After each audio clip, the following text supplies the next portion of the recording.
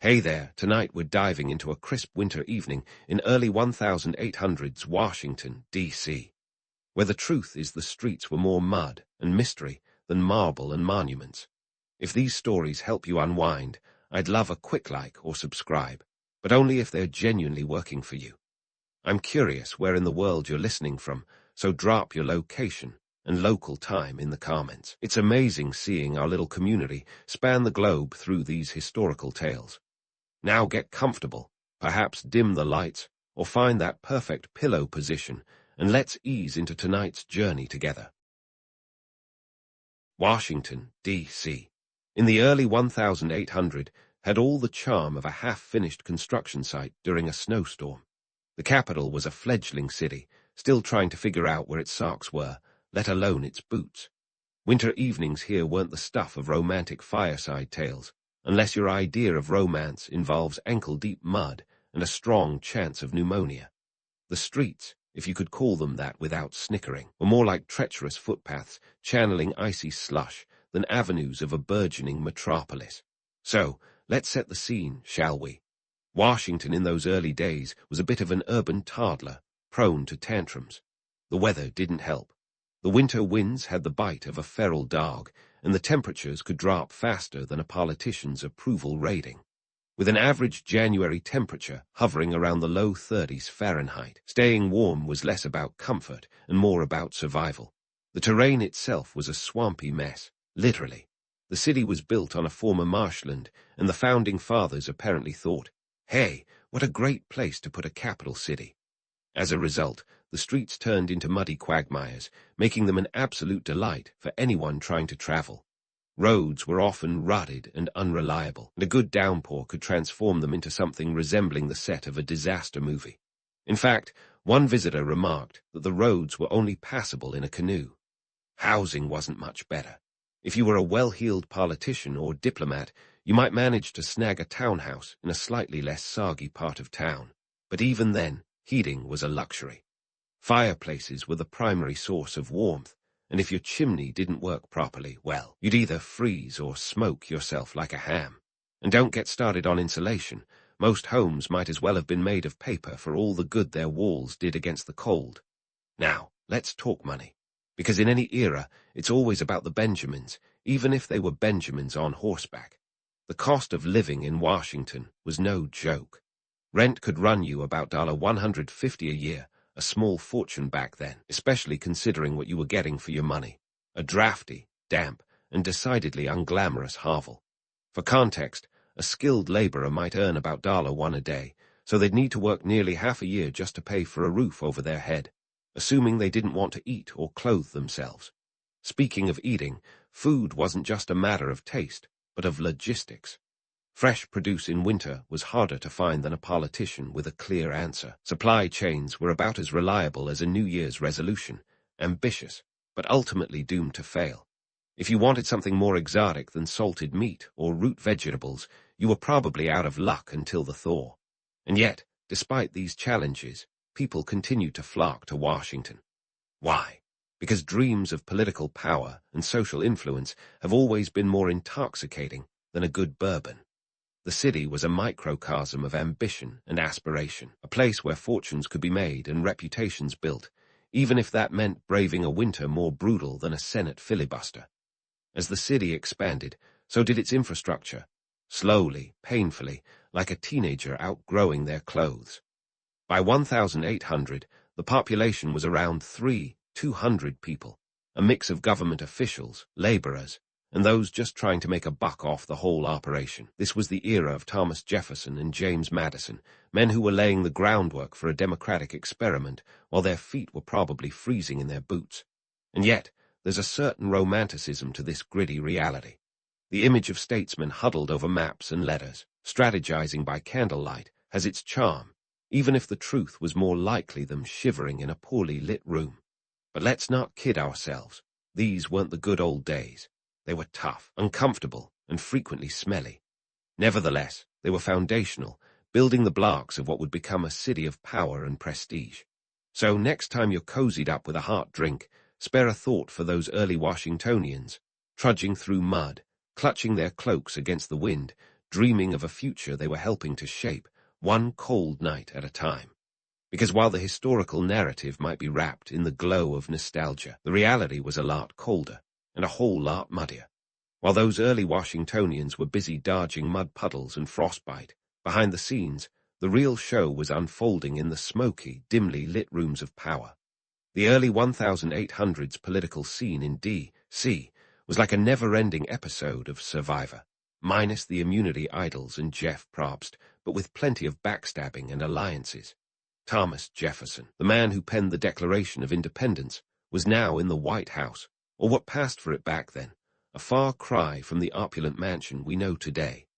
Imagine a drafty, half-finished structure that seemed more like an ambitious DIY project than a presidential palace. Jefferson was known for his frugality, which is a polite way of saying he was tighter with a dollar than bark on a tree. He famously walked to his own inauguration, snubbing the traditional carriage ride to make a statement about his thriftiness. But let's not completely buy into the myth of Jefferson, the penny-pinching ascetic. This was also the guy who couldn't resist splurging on fine wines and fancy French furniture. In today's terms, it was like someone driving a beat-up car, but living in a house filled with vintage designer furniture. Running a government back then wasn't cheap, even if Jefferson would have preferred to run it on a shoestring. The federal budget in 1801 was about $10 million. Adjusted for inflation, that's roughly $210 million today. A drop in the ocean compared to the trillions we toss around now, but back then it was a hefty sum. And where did that money go? Mostly into the military and paying off the national debt, which Jefferson was obsessed with reducing. He managed to cut the debt almost in half during his presidency, from $83 million to about $57 million. Not too shabby for a guy who also doubled the size of the country with the Louisiana Purchase, a real estate deal that cost $15 million, or roughly 4 years of the federal budget. Talk about getting bang for your buck. The political arena was filled with characters who would easily give today's politicians a run for their money in the charisma department. Aaron Burr, the vice president, was a man whose ambition was as large as his ego, and his eventual duel with Alexander Hamilton was the Game of Thrones moment of its time. Meanwhile, James Madison, Jefferson's Secretary of State and eventual successor, was quietly shaping the nation's foreign policy while avoiding the political spotlight like a seasoned introvert. The cost of political power wasn't just measured in dollars and cents. It was about favors, alliances, and the occasional smear campaign. The press back then was as vicious as a pack of rabid dogs, with newspapers playing the role of both Fox News and TMZ. They attacked politicians with the kind of fervor usually reserved for sports rivalries. Jefferson was accused of everything from atheism to having a secret harem. The man couldn't catch a break, but he also had the savvy to know that all publicity was good publicity. And let's not forget the role of the salons and dinner parties, which were practically political battlegrounds themselves. It was in these settings that deals were struck, allies were courted, and enemies subtly threatened. Darlie Madison, the wife of James Madison, was the queen of this social scene, famous for her charm and ability to make everyone feel like the most important person in the room. Her parties were legendary, not because they were extravagant, but because they were the place to see and be seen, 19th century equivalent of a high-profile networking event. But amid all this political theater, there were real economic pressures shaping the decisions made in those backrooms. The country was expanding rapidly, and with that growth came the need for infrastructure. Roads needed to be built, ports expanded, and all of this required cold, hard cash. The government was like a teenager with a new credit card, keen to spend but wary of the bill arriving at month's end. So, while Jefferson might have been strolling to his inauguration on foot, his mind was racing with the complexities of running a young nation. The romantic image of statesmen building a country from the ground up is certainly appealing, but the truth was more akin to juggling flaming torches while riding a unicycle. The stakes were high, the risks even higher, and the rewards uncertain. As we peel back the layers of this political onion, one thing becomes clear. The early 1800s in Washington, D.C., were anything but dull. They were complex, messy, and fraught with the kind of challenges that would make even the most seasoned politician sweat. It was a time when the foundation of American politics was being laid, not with the precision of a master architect, but with the improvisational flair of a jazz musician. And so, the story of this fledgling capital continues, with its cast of characters maneuvering through a landscape as shifting and unstable as the mud-soaked streets they walked upon. The political circus of the early 1800 was just beginning, with plenty more twists, turns, and scandals to come. So stick around, because if you think modern politics is a spectacle, you ain't seen nothing yet. And as we peel back the layers of this political onion, ready to dive deeper into the fabric of Washington, D.C.'s social tapestry, we're about to find ourselves in a world where the haves and have-nots were as distinct as night and day. While the political elite were busy shaping the nation, another drama was unfolding on the social stage, one that was less about power and more about appearances, or, let's be honest, the lack thereof for most. Forget the idea of glamorous social gatherings filled with glitz and glamour. The reality was more akin to a high-stakes game of who wore it best, when everyone was basically shopping from the same threadbare rack. In those days, dressing to impress often meant struggling to keep up with the latest fashions on a budget that would make a modern fast food salary look like a trust fund. Ladies of the upper crust might sport dresses that cost upward of $20, a small fortune when you consider that a laborer's daily wage hovered around $1, if they were lucky. Meanwhile, the lower classes were left piecing together outfits that were less couture and more creative patchwork. The income disparity was as glaring as a politician's smile during an election year. The economic divide made today's wealth gap look like a friendly game of Monopoly. Sure, the wealthy could afford the luxury of imported silks and tailored suits, but for the average Joe or Jane, it was all about making do. And yet, despite the disparity, the myth of the grand social scene persisted, fueled by the stories that trickled down from the soirees of the privileged few. Speaking of soirees, let's take a peek into one of those exclusive gatherings. We're talking about the kind of parties where the guest list read like a who's who of political power players, and the conversations were as sharp as the cheese knives. These events were less about genuine enjoyment and more about strategic networking. Imagine a room filled with people who'd rather be home, warm by their own fires, but who knew that rubbing elbows with the right folks was a necessary evil. Etiquette was the invisible force that kept these gatherings from descending into chaos. We're talking about a time when knowing which fork to use could make or break your social standing faster than you could say, fashion faux pas. The rules were strict, and any slip-up could lead to a swift social death. It was like living inside a Jane Austen novel, but without the witty narrator to guide you through the madness. Now, let's talk scandal, because what's a social gathering without a little intrigue? The city's elite circles were as rife with gossip as a modern tabloid, with rumors swirling faster than a winter storm. Take, for example, the infamous tale of Margaret Peggy O'Neill Eaton, whose marriage to President Andrew Jackson's Secretary of War, John Eaton, sparked a social scandal that shook the capital to its core. The whispers about her past and her rapid rise in social standing were enough to make heads spin and tongues wag. But while the upper echelons were busy with their games of status and scandal, the rest of the city was grappling with the harsh realities of everyday life. The cost of living was not just a phrase, but a constant challenge. Rent, as we've touched on before, was a beast unto itself, devouring a significant portion of one's income. And let's not forget the cost of keeping warm and fed. Firewood could set you back $1 a cord, and that was assuming you could find someone willing to sell it to you. As for food, well, let's just say that the winter menu was more survivalist chic than gourmet delight. For those on the lower end of the economic spectrum, life was a constant balancing act. The struggle to make ends meet was real, and it was relentless. Many took on multiple jobs, juggling labor by day and whatever work they could find by night, all in the name of keeping their heads above the frigid, muddy waters of the capital streets. And yet, despite, or perhaps because of, these hardships, the city buzzed with a tenacity that was hard to ignore. People were drawn to Washington not just by the lure of political power, but by the hope of carving out a better future.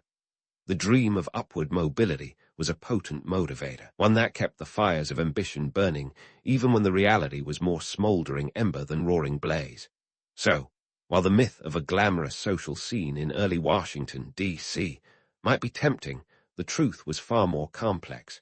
It was a city of stark contrasts, where the glitter of the elite masked the grit of the everyday. The social struggles were real, and they were significant, shaping the lives of those who called the fledgling capital home. As we continue to uncover the stories of this era, it's clear that Washington, D.C., was a place of dreams and disappointments, of ambition and adversity. The social landscape was as varied as the people who inhabited it, a reflection of the broader American experience. And as we move forward, the tales of the city's denizens will continue to unfold, revealing a history that is as rich and varied as the capital itself. Now, while the city of Washington, D.C., was busy juggling its economic and social upheavals, let's take a detour into the cultural scene of the early 1800s. You might think of it as a golden age of American arts and letters, but the reality is a bit more like a comedy of errors, filled with ambition, aspiration, and the occasional public flop. Theater performances, for instance, were a mixed bag of entertainment and endurance. Attending the theater was both a luxury and a social necessity if you wanted to be seen as culturally savvy. Tickets could set you back anywhere from 25 cents to $1, depending on whether you wanted to stand in the pit with the hoi polloi or sit in the more genteel galleries. For context, $1 in 1800 could buy you a nice meal or cover a week's worth of groceries if you were thrifty. So, think of it as the 19th century equivalent of splurging on a Broadway ticket today. And what did you get for your money? A night of unpredictable entertainment, where the quality of the performance could range from Shakespearean brilliance to something more akin to a high school play gone awry. Theaters were often dimly lit and drafty, with acoustics that could make even the most eloquent soliloquy sound like a mumble. Yet despite these shortcomings, the theater was a vital part of Washington's cultural tapestry, a place where society could gather, gossip, and occasionally watch a play. Literature, meanwhile, was struggling to find its footing in the American cultural landscape. The romanticized notion of a nation rich with literary genius was, in reality, a work in progress. There were certainly notable figures like Washington Irving, whose The Sketchbook of Geoffrey Crayon, Gent, included the beloved tales of Rip Van Winkle and the legend of Sleepy Hollow. But such luminaries were the exception rather than the rule. Books were expensive and not easily accessible, with a single volume costing around $2 to $3, an investment akin to buying a hardcover bestseller today. Public libraries were rare, and for most people, reading material was limited to newspapers or pamphlets, which were as much about spreading political propaganda as they were about imparting knowledge. Despite these challenges, cultural pursuits were crucial for the Washington elite, serving as both a symbol of status and a means of intellectual engagement. They weren't just about maintaining appearances. They were about shaping one's identity in a rapidly evolving society. After all, what better way to prove your sophistication than by quoting the latest literary sensation or discussing the merits of a recent play? Now, let's not forget the myth of the cultured salon, where the intellectual elite gathered to discuss the pressing issues of the day. The reality was a bit more mundane. While there were certainly salons, they were often more about social maneuvering than deep philosophical debate. Think of them as the 19th century version of a networking event, where the main goal was to make connections and secure one's social standing. Art, too, was a luxury not easily afforded. Paintings and sculptures were typically imported from Europe, where centuries of artistic tradition cast a long shadow over the fledgling American art scene. Homegrown artists struggled to gain recognition, often forced to take on portrait commissions to make ends meet. Gilbert Stuart, for example, is best known for his portraits of George Washington, but he and his peers faced an uphill battle in a country that was still finding its cultural identity. The aspiration for cultural sophistication didn't just mirror the European model. It sought to carve out a distinct American identity amidst the chaos of a young nation. People wanted to be seen as cultured and refined, even if their reality was more rough-hewn than rococo. It was a delicate balance between longing for the artistic grandeur of the old world and embracing the raw, untamed potential of the new. Fast forward to today, and you'll notice that not much has changed in terms of cultural aspirations. People still flock to the theater, snap up the latest bestsellers, and fill galleries and museums. The quest for cultural enrichment is as much about personal growth as it is about keeping up with the proverbial Joneses. So, while the myth of a vibrant cultural scene in early Washington, D.C., might be tempting, the truth was more complex. It was a work in progress, an evolving tapestry of ambition and aspiration in a city still finding its feet. The romance of the era might be wrapped in sepia tones, but the reality was a patchwork of challenges and triumphs, much like the streets of the city itself. As we continue our exploration of this rich and varied history, remember that the cultural pursuits of the time were more than just a footnote in the story of Washington, D.C. They were an integral part of the city's identity, shaping the lives of its denizens and leaving an indelible mark on the American cultural landscape. And as we move forward, there's plenty more to uncover in this tale of ambition, adversity, and the relentless pursuit of the American dream. As we dive into the final act of this historical odyssey, let's take a step back and reflect on the myths and realities of a winter evening in Washington, D.C., during the early 1800s. In the spirit of myth-busting, the romantic vision of powdered wigs and stately ballrooms tends to overshadow the gritty truth of a city still stumbling through its adolescence. This was a time when ambition and adversity walked hand in hand, wading through the muddy streets and drafty parlors of a capital that was as much a construction zone as it was a seat of government. The political powerhouses of the time, men like Thomas Jefferson and James Madison, were not just shaping policy.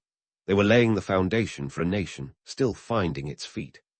The romantic notion of Jefferson, pen in hand, crafting the future of a nation, is certainly appealing, but let's not forget that his vision was sometimes more pragmatic than poetic. The Louisiana Purchase, for instance, was less about manifest destiny and more about seizing an opportunity before Napoleon changed his mind. A mere $15 million, an astronomical sum then, bought the United States an expanse of land that would eventually foster the growth of over 15 new states. A deal that was both shrewd and transformative. It encapsulated the complex dance of ideology and practical politics. Yet, while the political machinations were grandiose, the social life was anything but. The idea of glittering salons filled with witty banter and intellectual exchange might have a certain allure, but the reality was often more mundane. Society events were as much about survival as they were about status. In a city where political connections were a currency all their own, a missed invitation to the right dinner party could be a death knell for one's social ambitions. Even as the city struggled with its swampy terrain and frigid winters, it was these social gatherings that provided a semblance of warmth and connection. Dolly Madison, the unofficial queen of Washington's social scene, knew that the art of hospitality was as critical to political success as any legislative victory. Her soirees were legendary not for their opulence, but for the way they brought together disparate factions and fostered dialogue in an era when division was as rampant as the common cold. The cultural scene, too, was a mixed bag of aspiration and adversity. Theaters might have been drafty and dim, but they were also vibrant hubs of entertainment and social interaction. The art scene struggled for recognition in a nation still forming its cultural identity. And yet, it was this very struggle that laid the groundwork for a distinctly American artistic voice, a voice that would eventually resonate far beyond the muddy streets of Washington. But why do these myths endure, you ask? Why does the romantic image of early Washington persist, even when faced with the stark realities of mud and frostbite? Perhaps it's because myths offer us a narrative that's easier to digest than the messy, often uncomfortable truth. They wrap history in a neat package, tied up with nostalgia and sentiment. The legends of charismatic statesmen and glittering balls provide a comforting tale of progress and grandeur that the gritty reality might lack. Yet, the true legacy of these formative years isn't found in myth, but in the resilience and ambition of those who lived through them. It's in the story of a city that, despite its many flaws, continued to grow and evolve. It's in the tale of a nation that was willing to endure hardship and uncertainty to carve out a place on the world stage. The real story of early Washington is one of tenacity and transformation, a narrative that speaks to the enduring human spirit more than any romanticized legend ever could. So, as we wrap up our journey through the early 1800s, let's not forget the words of Thomas Jefferson himself, who once remarked, "I like the dreams of the future better than the history of the past. It's a sentiment that captures the essence of a young nation striving to create a new identity while grappling with the weight of its own history. In the end, the myths and realities of a winter evening in Washington, D.C. serve to remind us that history is as much about the stories we tell as it is about the facts we uncover. It's a tapestry woven from both legend and reality, each thread contributing to a broader narrative that continues to shape our understanding of the past.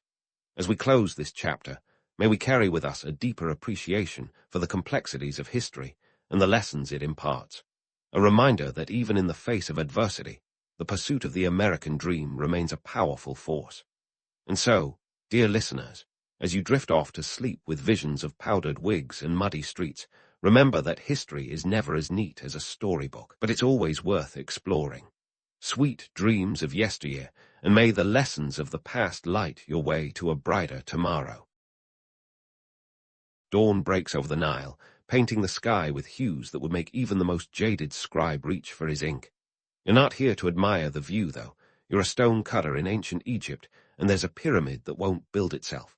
As the sun lazily stretches its rays, you grab your copper chisel, your trusty companion in this symphony of stone and sweat. The Nile Valley is your workshop, and what a workshop it is. Rich with limestone and sandstone, it's the ancient equivalent of a Home Depot. These quarries are where dreams of monumental grandeur are born. Pharaohs may get the headlines, but it's your back-breaking craft that turns visions into reality. You're the unsung hero in this epic tale, chiseling out immortality one block at a time. Now, let's talk tools, because any craftsman is only as good as his equipment, right? Forget about modern laser cutters and diamond-tipped drills. In your world, it's all about copper chisels, wooden mallets, and stone hammers. Simple, sure, but effective. Copper may sound like a questionable choice. Soft metal and hard rock don't seem like a match made in heaven.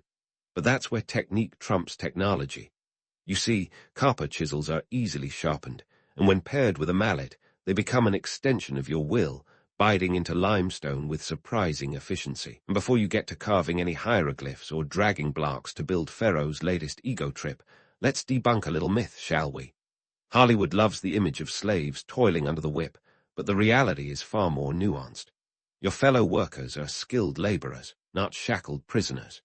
Sure, conditions are rugged, and the work is tough, but you're paid in grain and beer, staples of the Egyptian diet. You're part of a seasonal workforce that swells during the inundation of the Nile when farming's on pause. That sounds like a fair trade for the chance to leave your mark on history, doesn't it?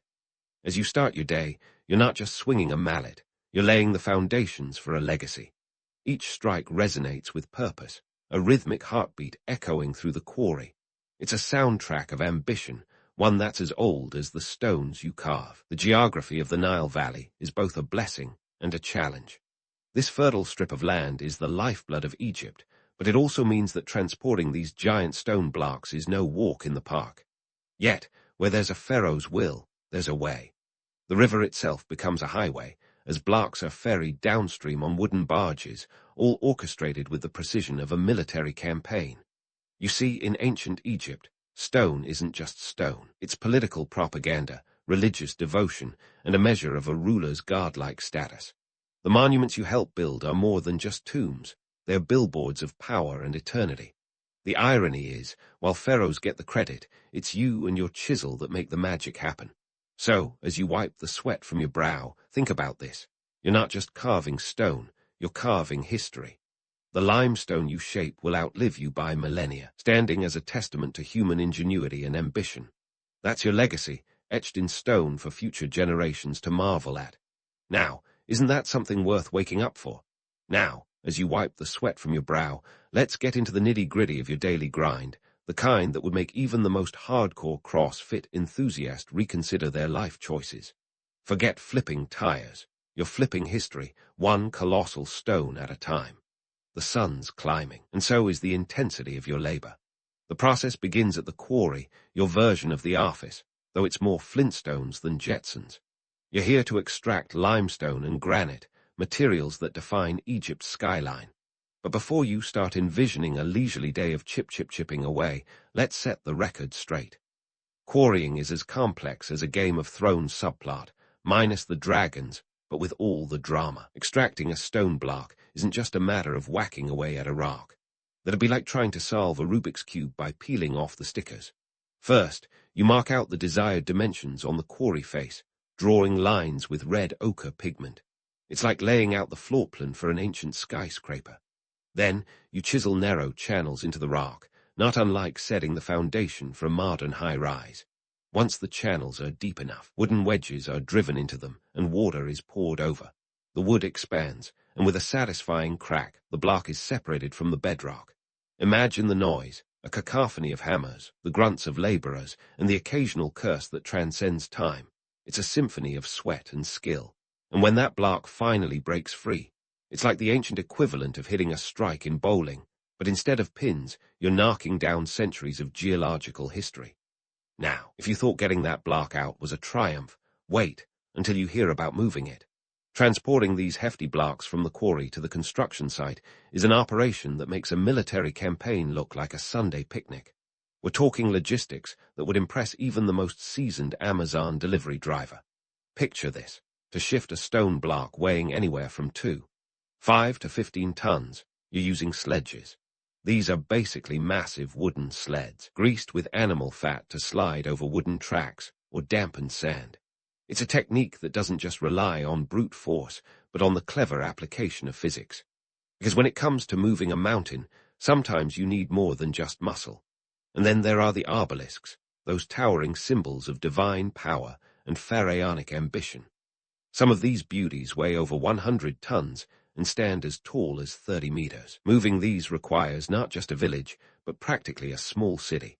Hundreds, sometimes thousands, of workers are organized into teams that would rival the best synchronized swim teams today.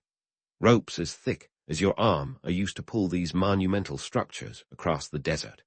The economic rationale behind this massive operation is another layer of complexity. The workforce is not just a bunch of random dudes picked up off the street. These are skilled artisans and laborers, organized into crews called phyli, each with a specific role to play. They're fed and housed by the state, paid in grain and beer, essentially your version of a 401k. The whole system is a well-oiled machine, designed to ensure that when Pharaoh wants an obelisk, Pharaoh gets an obelisk. And why all this fuss over stone?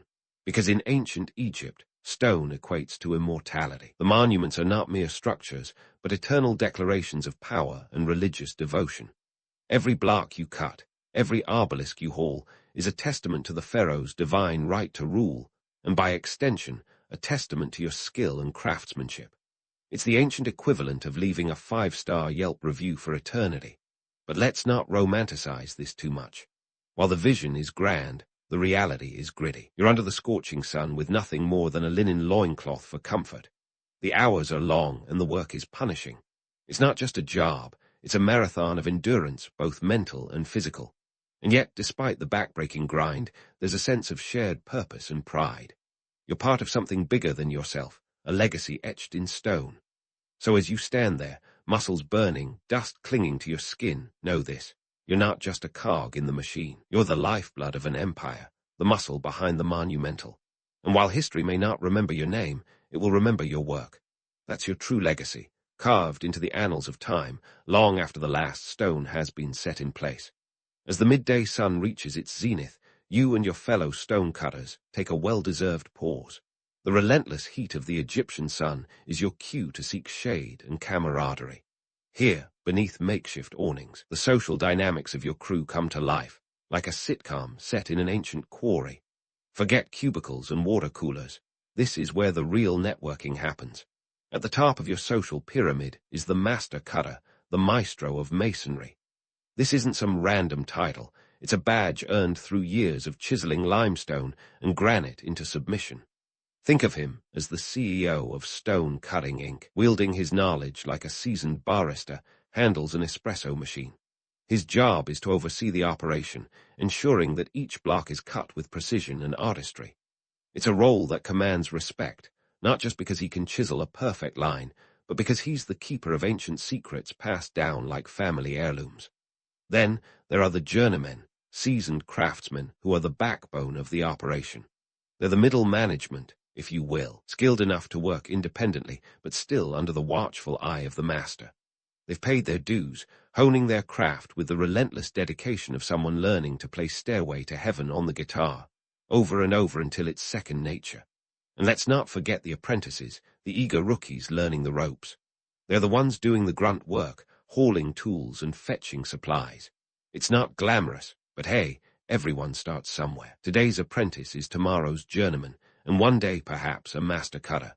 For now, they're content to soak up knowledge like a sponge absorbs water, slowly, steadily, until they're dripping with expertise. But it's not all about hierarchy. There's camaraderie here, a shared sense of purpose that binds you all together. It's like being part of an exclusive club, minus the membership fees, but with plenty of sweat equity. As you break bread, or more accurately, flatbread, you share stories, jokes, and a sense of kinship that's as solid as the stones you carve. After all, nothing builds bonds quite like a common struggle against the elements and the march of time. Speaking of sustenance, let's talk lunch. Forget quinoa salads and kale smoothies. Your meal is all about hearty simplicity. Bread and onions are your staples, providing the carbohydrates needed to keep you going through the afternoon grind. And then there's beer, the ancient elixir that's as much a part of your diet as bread itself. This isn't the craft beer with notes of citrus and a hoppy finish that you might sip at a hipster bar today. No, this is a thick, nutritious brew, more akin to liquid bread than anything else. It's your hydration and your sustenance, a drink that fuels both body and spirit. Why beer, you ask? Well, for starters, the water back then wasn't exactly Evian. Beer was safer to drink, a fermented lifeline in a world where the Nile could be as much a source of disease as it was an artery of life. Plus, it's packed with calories and nutrients. You're not just quenching your thirst, you're refueling your body. And let's face it, there's something comforting about knowing that even in antiquity, workers were clerking out with a cold one. Cheers to that. Now, let's take a moment to appreciate the economics of your labor. You're not just here for the love of stone. You're compensated for your toil. Payment comes in the form of grain and beer, essentially the ancient equivalent of a salary and benefits package. You might not be rolling in gold, but you're provided for, with enough to feed your family and keep the lights on, metaphorically speaking. It's a system that sustains both you and the state, a symbiotic relationship that ensures the grand vision of the pharaohs is never short of muscle and morale. But it's not just about personal gain. There's a larger narrative at play, a political tapestry woven with the threads of stone and ambition. Every block you chisel, every obelisk you raise, contributes to Pharaoh's divine propaganda machine. These monuments are not mere architectural feats. They are statements of power, declarations of divine right that echo through the ages. Your work is a physical manifestation of the Pharaoh's godlike status, a reminder to all who gaze upon it that they are subjects of a ruler with one foot on earth and the other in the realm of the gods. It's a heady thing to consider, the idea that your daily grind is part of a grander scheme, a legacy etched in the annals of history. And yet, here you are, caught in the intersection of labor and legend, a craftsman carving eternity one stroke at a time. As you sit back, sipping your beer, it's a thought that lingers, as enduring as the stones themselves. So, while you might not be building pyramids for the glory of it, you're certainly part of something monumental. It's not just stone, it's a statement. And you're not just a worker, you're a weaver of history, threading your life into the fabric of an empire that will stand long after your tools have fallen silent. Now, isn't that something to chew on as you finish your lunch and prepare to face the afternoon sun once more? As you finish your lunch, and brace yourself for the afternoon heat, you might find yourself pondering the sheer magnitude of the task at hand. Building a pyramid isn't just a day's work. It's a testament to an empire's ambition and the pinnacle of engineering without a single computer chip in sight. You're part of a team tasked with moving mountains, quite literally. And when I say team, I mean an army of architects, engineers, laborers, and artisans all working in concert to achieve something that, even today, seems almost unfathomable. Let's talk ramps, shall we? In the absence of cranes and forklifts, the ancient Egyptians got creative. Forget about the idea of a simple, single ramp stretching up the side of the pyramid. That's the stuff of Hollywood myth. The reality was a bit more intricate, like a 3D jigsaw puzzle where the pieces were made of limestone and weighed several tons each. The Egyptians used a variety of ramps, straight, zigzag, and even spiral ones that hugged the pyramid's sides, like a stone-clad corkscrew. The precise configuration depended on the site and the specific challenges it presented. But these aren't your garden variety ramps. We're talking structures made of mud brick and limestone chippings, reinforced with wooden beams. It's the ultimate DIY project, with a margin for error as wide as the Nile. The entire operation was a delicate dance of physics and manpower, with the ramps themselves requiring constant maintenance to prevent collapse. And collapse they did, often. Imagine investing months in a ramp only to watch it crumble like a house of cards. Talk about a morale crusher. Then there are the levers and counterweights, the unsung heroes of ancient engineering. The Egyptians didn't have Archimedes to give them a crash course, but they had something even better, trial and error, and lots of it. They used wooden levers to lift and position stones, employing a system of weights and pulleys that would make a modern crane operator nod in approval. It's the kind of ingenuity that makes you wonder what they could have achieved with a few power tools. And while we're marveling at these feats of engineering, let's not forget the elephant in the room, or should I say the pyramid on the horizon. Yes, the bent pyramid at Darsha. I'm looking at you. This is what happens when ambition outpaces engineering, a cautionary tale etched in stone. The pyramid's sides abruptly change angle halfway up, a testament to hubris colliding with the limits of ancient technology. It's like an architectural oopsie that just couldn't be swept under a rug. Why did this happen? Some say it was a miscalculation. Others suggest it was an intentional design change to prevent collapse. Either way, it's a reminder that even the mightiest empires can have their off days. Now, let's address the romantic notion that these pyramids were built to withstand the wrath of time, untouched by the hands of fate. Spoiler alert, they weren't. Time, like a persistent houseguest, leaves its mark. Many pyramids have cracked, crumbled, or simply given in to gravity over the millennia. And those perfectly aligned stones, not so perfect anymore. Erosion has taken its toll, and what was once a smooth surface is now a jagged silhouette against the sky. But let's not dwell on the failures. Instead, let's consider the triumphs. The Great Pyramid of Giza, for instance, remained the tallest man-made structure for over 800 years, outlasting countless civilizations and technological revolutions. Its construction is a masterclass in coordination, requiring the labor of thousands over decades. Imagine aligning those massive stones with such precision that even modern architects scratch their heads. It's like ancient Egypt's way of saying, beat that, future generations. And while we're on the subject of awe-inspiring feats, let's spare a thought for the logistics involved.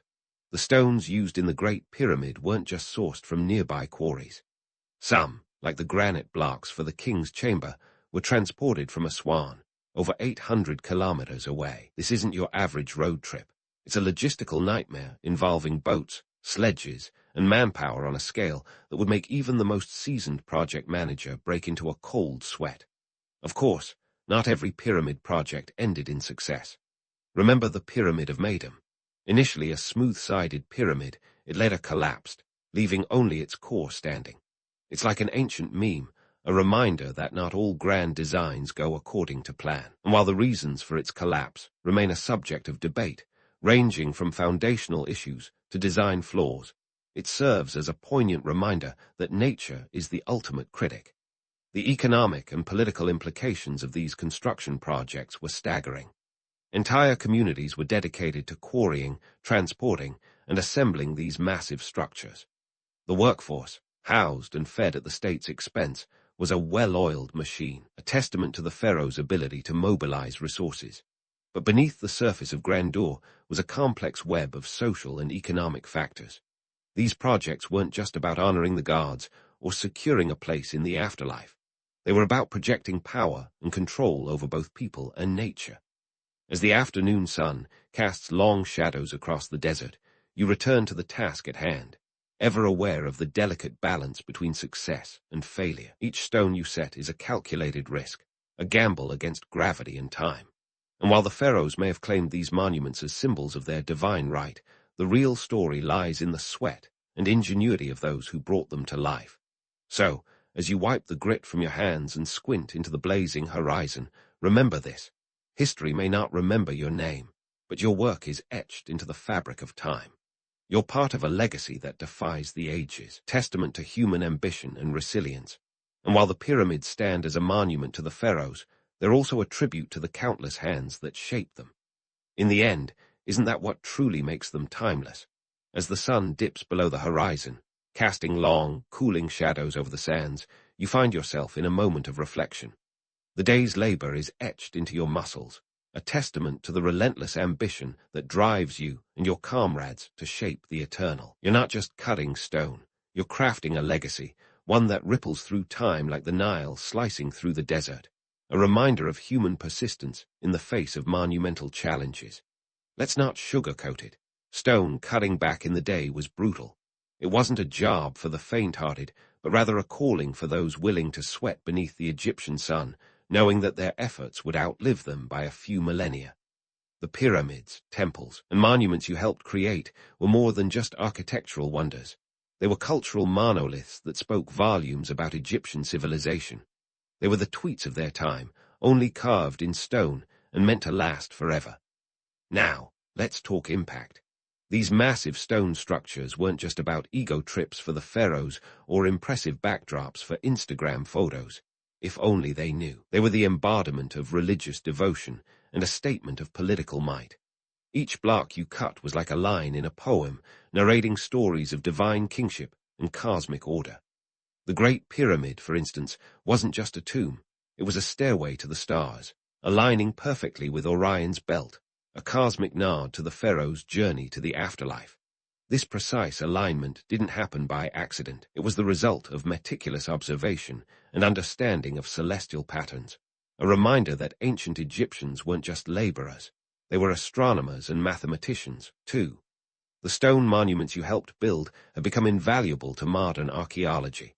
They're like time capsules, offering insights into the life and times of ancient Egypt.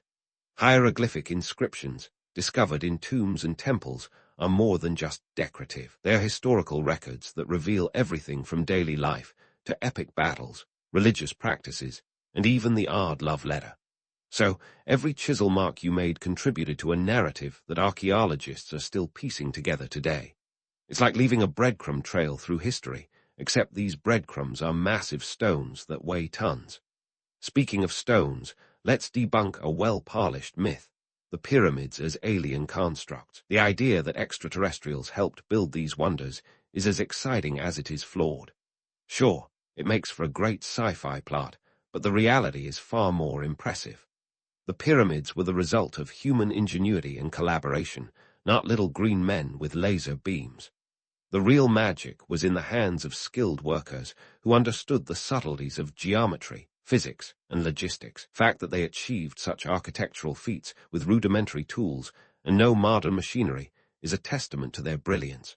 So, while the alien narrative is fun, it does a disservice to the very real achievements of ancient Egypt's builders.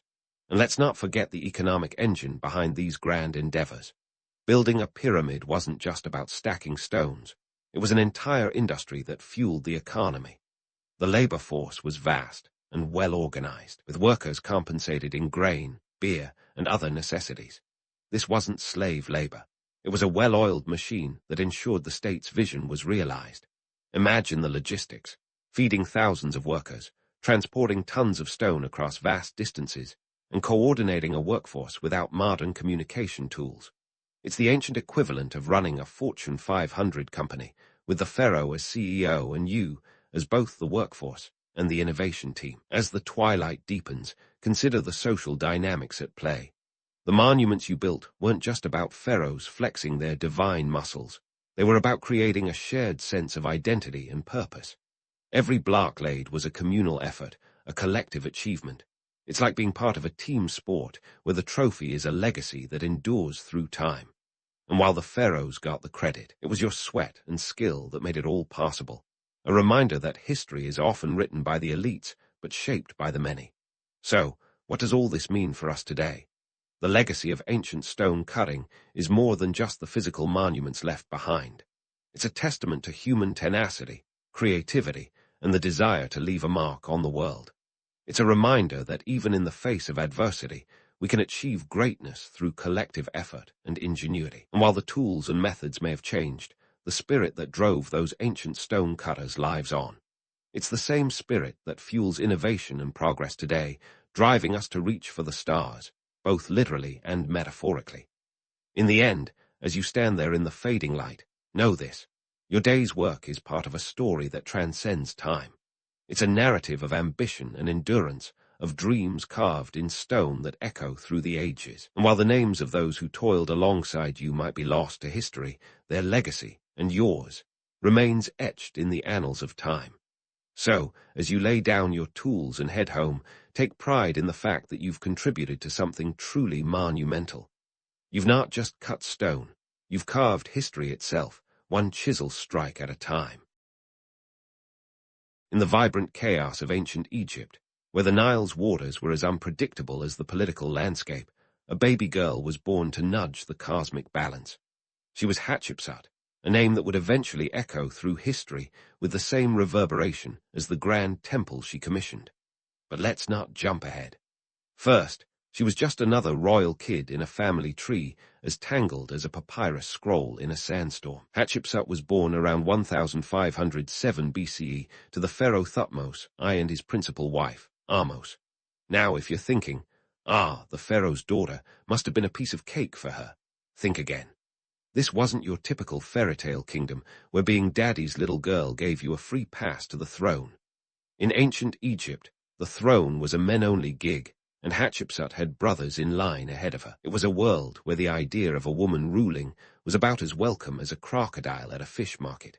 But Hatshepsut wasn't your run-of-the-mill princess content with a life of luxury and obscurity. From an early age, she showed a knack for politics that would have put a modern-day spin doctor to shame. Her marriage to her half-brother Thutmose Roman II wasn't just a family affair.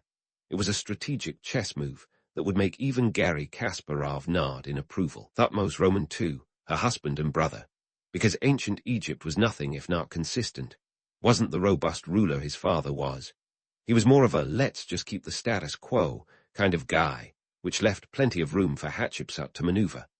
Hatshepsut bore Thutmose Roman II a daughter, Neferir, but no sons, which in the dynastic world of Egypt was like owning a pizza place and running out of mozzarella. When Thutmose Roman II died, after a reign of just about 13 years, which is either short or excruciatingly long, depending on how you view his effectiveness, Hatshepsut was left with a stepson, Thutmose Roman III, who was still a toddler. This could have been the end of her political ambitions, a footnote in history as a regent who stepped aside when her stepson came of age. But Hatshepsut wasn't about to let her story end there. Cue the dramatic music. Here was Hatshepsut, a woman in a man's world, with a young stepson technically next in line. She was supposed to warm the throne for him until he grew up. Instead, she decided that the throne was rather comfortable and that she quite liked the view from the top. So, what did she do? She declared herself Pharaoh, donned the traditional false beard worn by male rulers, and went down in history as one of the first few women to officially rule as Pharaoh. Talk about breaking the glass ceiling, or in this case the stone monument. Hatshepsut's rise wasn't just a matter of saying, surprise, I'm in charge now. It was a carefully orchestrated power play. She knew she needed more than just a royal title. She needed legitimacy. So she turned to religion, the great equalizer and legitimizer in ancient Egypt. She claimed divine right by announcing that the god Ammon had declared her pharaoh. If you think modern politicians are good at spin, they've got nothing on Hatshepsut. With the priests of Ammon in her corner, her position was as solid as the limestone used to build her temples. But the path to power was strewn with more than just religious decrees. It required savvy alliances and a keen understanding of the political chessboard. Hatshepsut surrounded herself with a loyal cadre of officials and advisors, many of whom remained by her side throughout her reign. These strategic alliances were not just about securing her position. They were about ensuring that the wheels of government turned smoothly under her rule.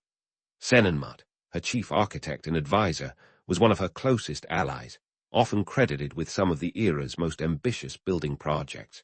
Their relationship was the subject of much speculation, the ancient equivalent of a juicy tabloid scandal, but that's a tale for another time. Despite the odds, Hatshepsut held on to power for over 2 decades, a feat that required more than just political acumen. She had to embody the role of pharaoh completely, not merely as a placeholder, but as a ruler in her own right. Her reign was marked by peace and prosperity, no small achievement in a time where war was as common as the rising sun.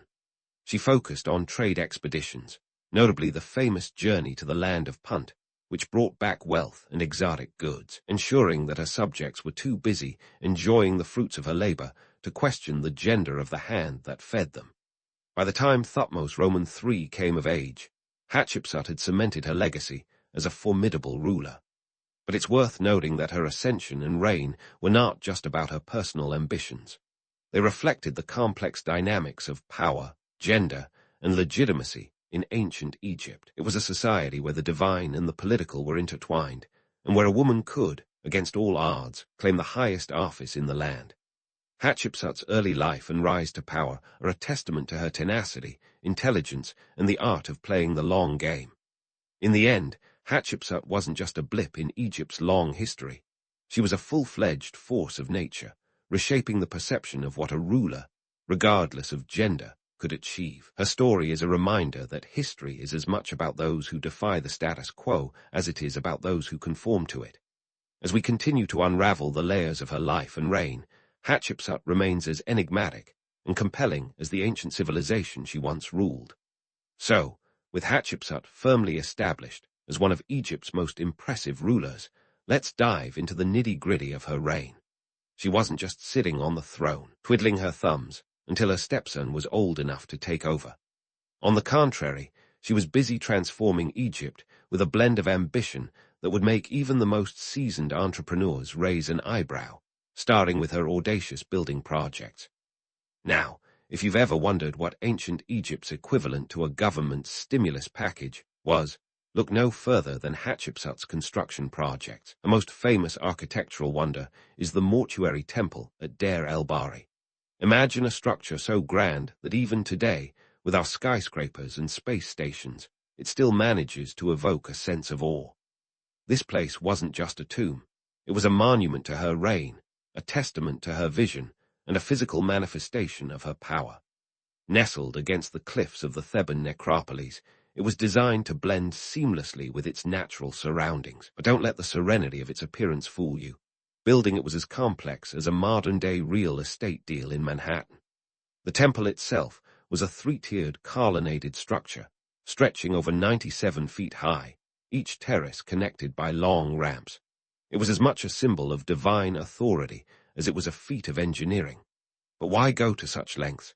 Because Hatshepsut knew that, in a land where the afterlife was as important as the here and now, monumental architecture was a ruler's calling card. It was a way to say, I was here, I mattered, and I ruled supreme. It was also a savvy political move, reinforcing her divine right to rule in the eyes of both her subjects and history. And let's not forget the economic implications. These massive projects weren't just vanity exercises, they were significant job creators.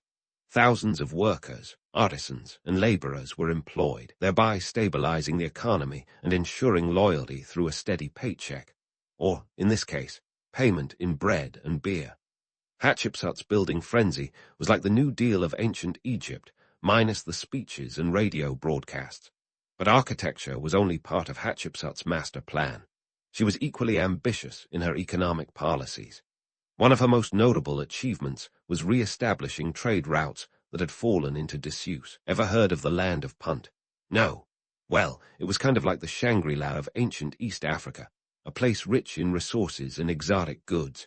Hatshepsut sent a legendary expedition there, which was about as perilous as a modern-day venture capital investment in a tech startup, but with more camels and fewer PowerPoint presentations.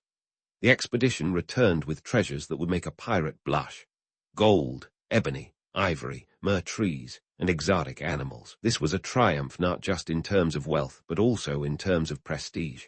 It was a PR coup, a way of saying, look what we can do. We're not just hanging out by the Nile, we're global players. The economic boost was palpable, and the influx of resources helped fund more of Hatshepsut's ambitious projects. Through these strategic decisions, Hatshepsut cemented her legacy as a ruler who was not just concerned with maintaining the status quo, but with elevating Egypt to new heights.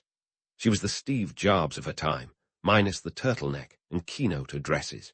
Yet, her reign wasn't all about grandeur and triumph. It was also about navigating the tricky waters of politics, where every move could have monumental consequences. Hatshepsut was a master of political chess, and she knew that her reign depended on maintaining delicate alliances. She had to keep the powerful priesthood of Ammon on her side, a task that was about as straightforward as herding cats. By aligning herself with Ammon, she effectively silenced many of her critics. After all, it's hard to argue with someone who claims the guards are their backers. She wasn't just playing a political game, she was reshaping it. But what about Thutmose Roman III, the stepson in the wings? Hatshepsut didn't banish him to the desert. She gave him military training and responsibilities, preparing him for his future role. It was a shrewd move, allowing her to maintain control while grooming a successor. This wasn't just about keeping him busy. It was about ensuring that, when the time came, Egypt would continue to thrive under a stable and experienced ruler. Yet, the question remains, how did she manage to pull all this off without a significant backlash? The answer lies in her ability to blend the traditional with the innovative. Hatshepsut didn't just break the mold, she reshaped it to fit her vision. She presented herself as both king and queen, often depicted in traditional male pharaoh attire, complete with the iconic false beard. This wasn't a simple costume change. It was a powerful statement. She was telling her people, I am your ruler, and I embody the best of both worlds. However, like all great stories, Hatshepsut's reign was not without its challenges and controversies. Her legacy was so profound that, after her death, attempts were made to erase her from history, literally. Her name and image were chiseled away from monuments, a testament to the enduring power struggles of ancient Egypt. It was a reminder that history is often written by the victors, and in this case, by those who came after her. Yet, despite these efforts, her story survives, a testament to her indomitable spirit and visionary leadership. As we pause here, let's reflect on Hatshepsut's journey, a tale of ambition, strategy, and resilience in a world where the odds were stacked against her. She wasn't just a ruler, she was a trailblazer, a testament to the idea that the most enduring legacies are those that challenge the status quo and redefine what is possible. And as we prepare to delve deeper into her life and times, remember this, Hatshepsut was not just a queen who became king. She was a force of nature who reshaped the very fabric of Egyptian history. So here we are, right in the thick of it, with Hatshepsut's reign, an era where divine legitimacy was the ancient equivalent of a presidential endorsement. Hatshepsut, ever the master of spin, didn't just wake up one day and decide to rule on a whim. She knew that to hold onto the throne, she'd need more than just a crown and a scepter. Enter the divine card, Ammon, the god whose favor was as coveted as a backstage pass at a rock concert. Hatshepsut was no stranger to the power of religious backing.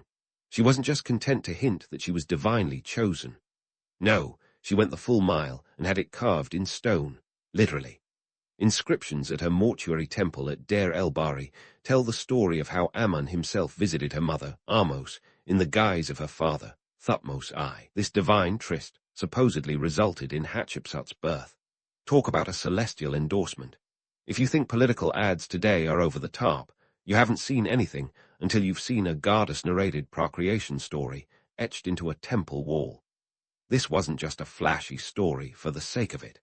Hatshepsut was setting the stage for her legitimacy in a society where being linked to the divine was as good as a constitutional guarantee. The narrative was clear.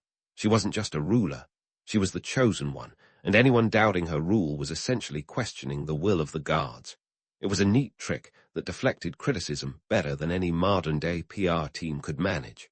After all, who'd dare argue with a deity? But Hatshepsut didn't stop at divine parentage.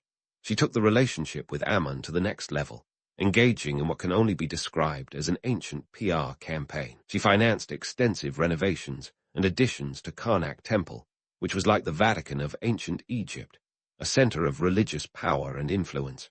By lavishing gifts and expanding the temple, she ensured that the priesthood of Ammon was firmly in her corner. It was a classic quid pro quo, divine legitimacy in exchange for monumental construction. And let's talk about those priests for a moment. These were the power brokers behind the scenes, the kingmakers, if you will. Keeping them happy wasn't just smart, it was essential. Hatshepsut knew that a satisfied priesthood meant stability in her rule. This was ancient Egypt's version of keeping the lobbyists happy, and she played the game with precision. Now, speaking of precision, Hatshepsut had a knack for myth-making that would make Hollywood screenwriters salivate. One of her most extravagant claims was that during her reign, she restored what was lost and brought peace and prosperity to the land.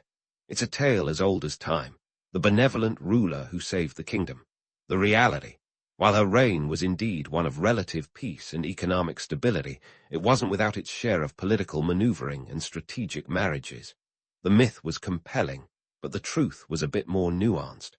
Take, for example, her famous expedition to Punt. This wasn't just a trade mission. It was a carefully orchestrated PR stunt.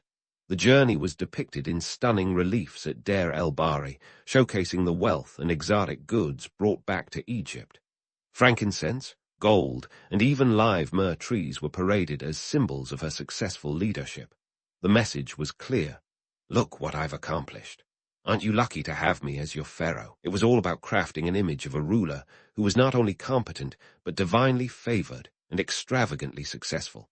But let's not ignore the elephant in the room, or more accurately, the stepson in the wings. Thutmose Roman III was biding his time, and Hatshepsut knew it. Her reign was a balancing act, a constant negotiation of power. By keeping Thutmose Roman III occupied with military campaigns and responsibilities, she maintained the fragile peace of her rule. It was a shrewd move, ensuring that he gained experience while keeping him just out of reach of the throne. And what about her public image? Hatshepsut was a master of optics long before Instagram made it a thing. She frequently depicted herself in masculine regalia, complete with the traditional false beard. Why? Because she understood the power of perception. In a society that revered male leadership, presenting herself as a male pharaoh wasn't just about blending in, it was about commanding respect. It was a bold statement that said, I can play this game just as well as any man. Yet, her reign was not without its detractors. Whispered rumors and opposition were inevitable in a male-dominated hierarchy, but Hatshepsut had a knack for turning potential liabilities into strengths. By intertwining her reign with religious mandates, she effectively silenced many critics. After all, who would dare challenge the ruler chosen by the gods themselves? Now, let's pause and consider this. Hatshepsut's story is as much about the art of persuasion as it is about power.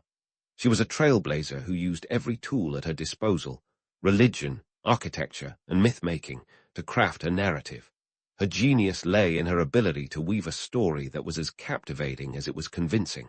But the real magic, it's how she navigated the complex web of power dynamics in a society that wasn't quite ready for a female pharaoh. The tales she spun were not just about self-aggrandizement. They were survival mechanisms in a world where the balance of power was as delicate as papyrus in the wind. As we wrap up this part of Hatshepsut's saga, remember that her reign was not just a chapter in Egypt's history. It was a masterclass in leadership, strategy, and the art of the possible. She was a ruler who defied expectations and reshaped what it meant to lead. And as we shall see, her legacy would echo through the ages, even as others tried to chisel it away. So stay tuned, because the story of Hatshepsut is far from over. There are more layers to peel back, more myths to bust, and more realities to reveal.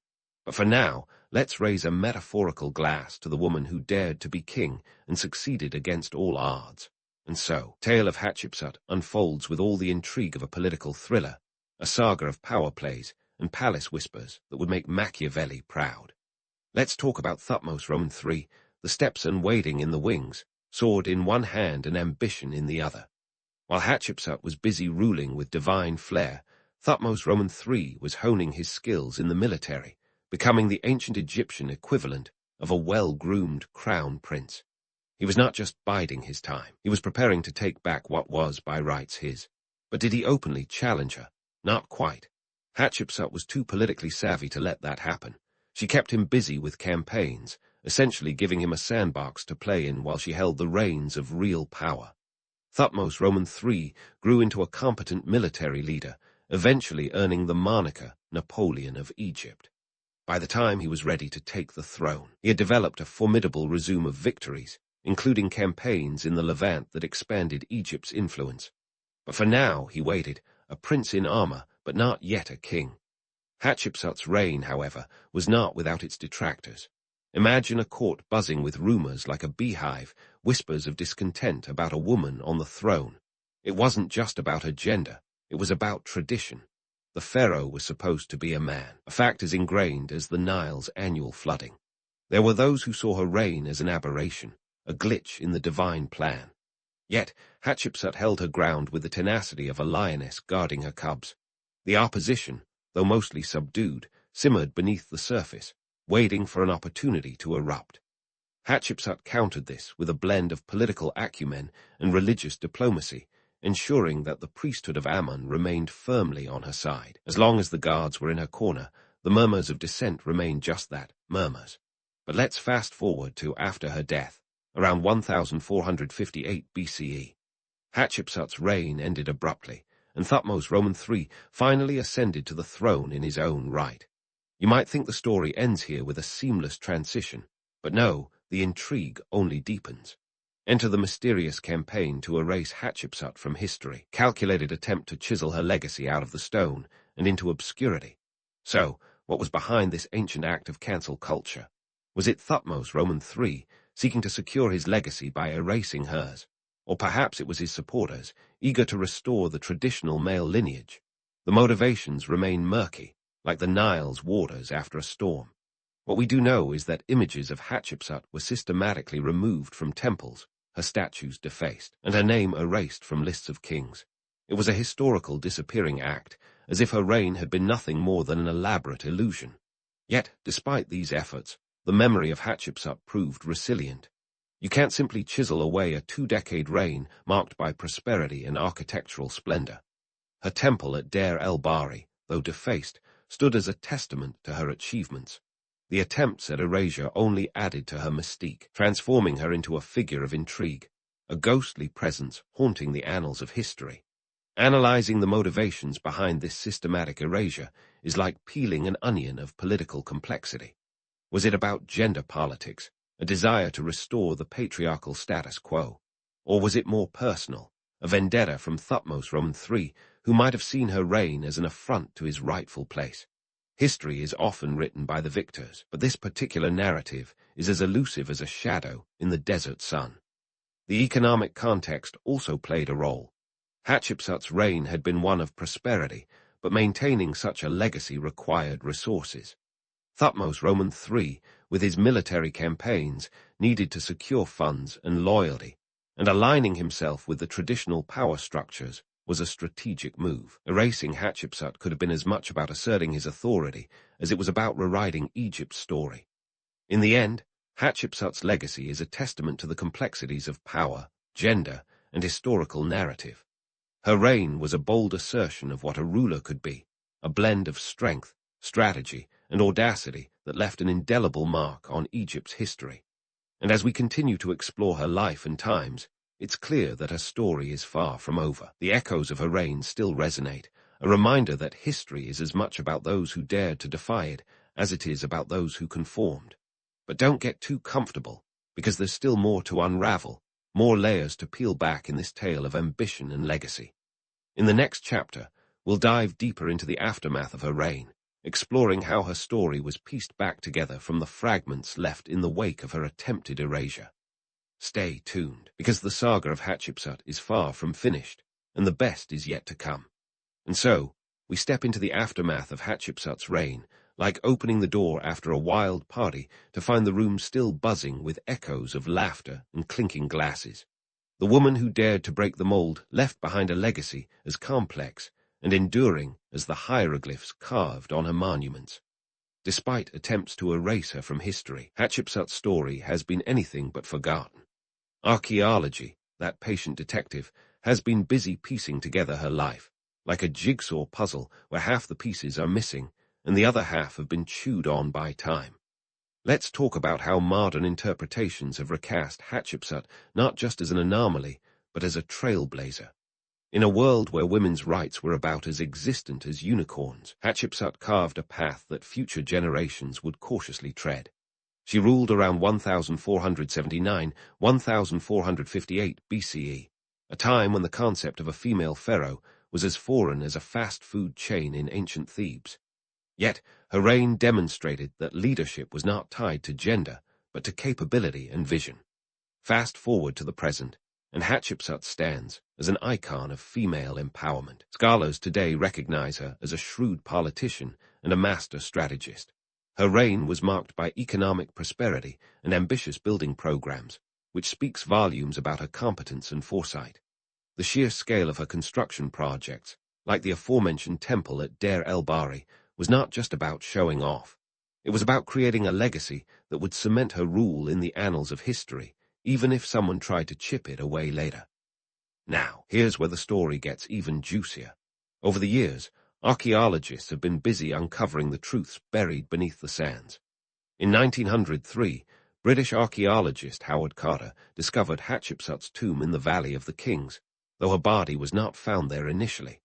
It took until 2007 for Egyptologist Zahi Hawass and his team to identify a mummy discovered in a neglected tomb as Hatshepsut's, using a tooth found in a box inscribed with her name.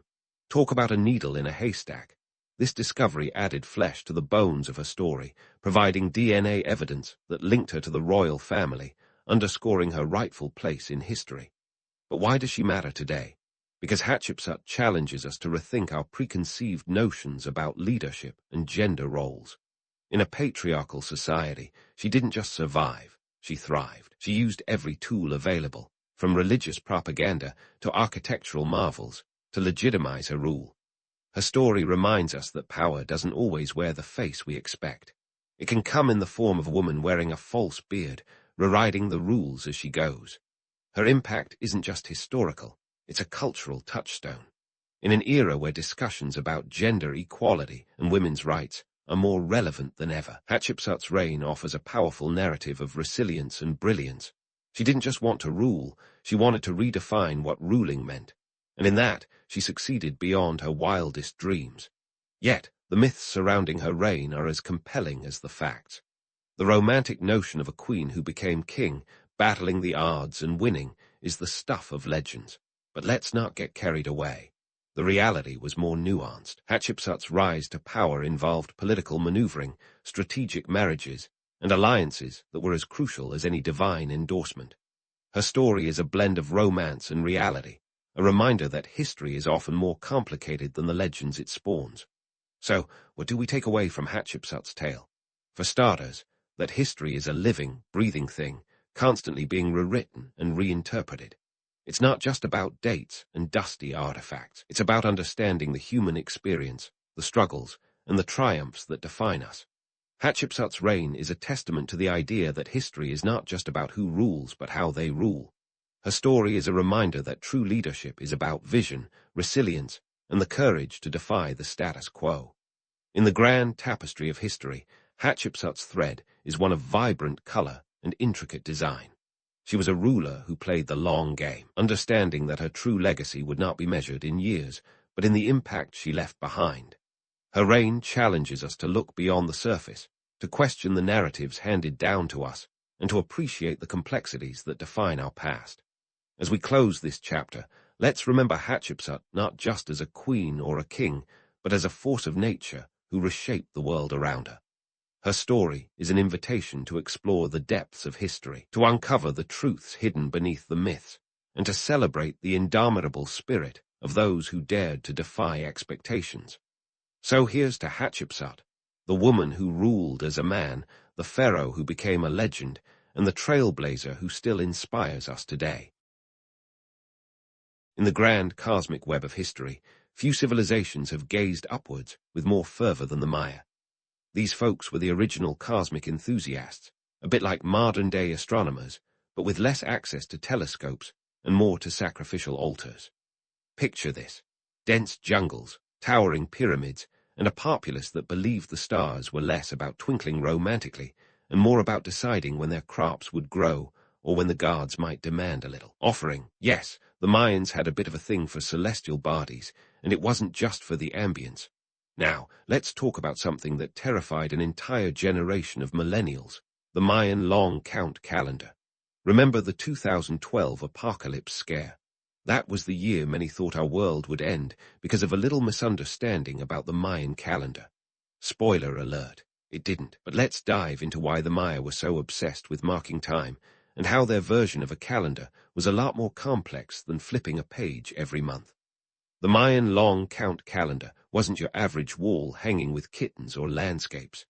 It was a mathematical masterpiece, starting on August 11, 3114 BCE, a date which, for the Maya, was the cosmic equivalent of a grand opening. This system wasn't just about keeping track of birthdays or national holidays. It was a chronological behemoth designed to chronicle entire cycles of creation, each lasting 5, 125, 36 years. If you're doing the math, you'll realize they were thinking in terms almost incomprehensible to us today, like the equivalent of planning your next 5,000 New Year's Eve parties. And why did they bother with such a daunting task? Well, the Mayans believed time was cyclical, not linear. To them, history wasn't just a series of events marching forward, but a constant loop. Kind of like your Netflix recommendations, where history keeps repeating itself until you finally learn your lesson or pay homage to Hulu. Their obsession with the cosmos wasn't purely for philosophical kicks.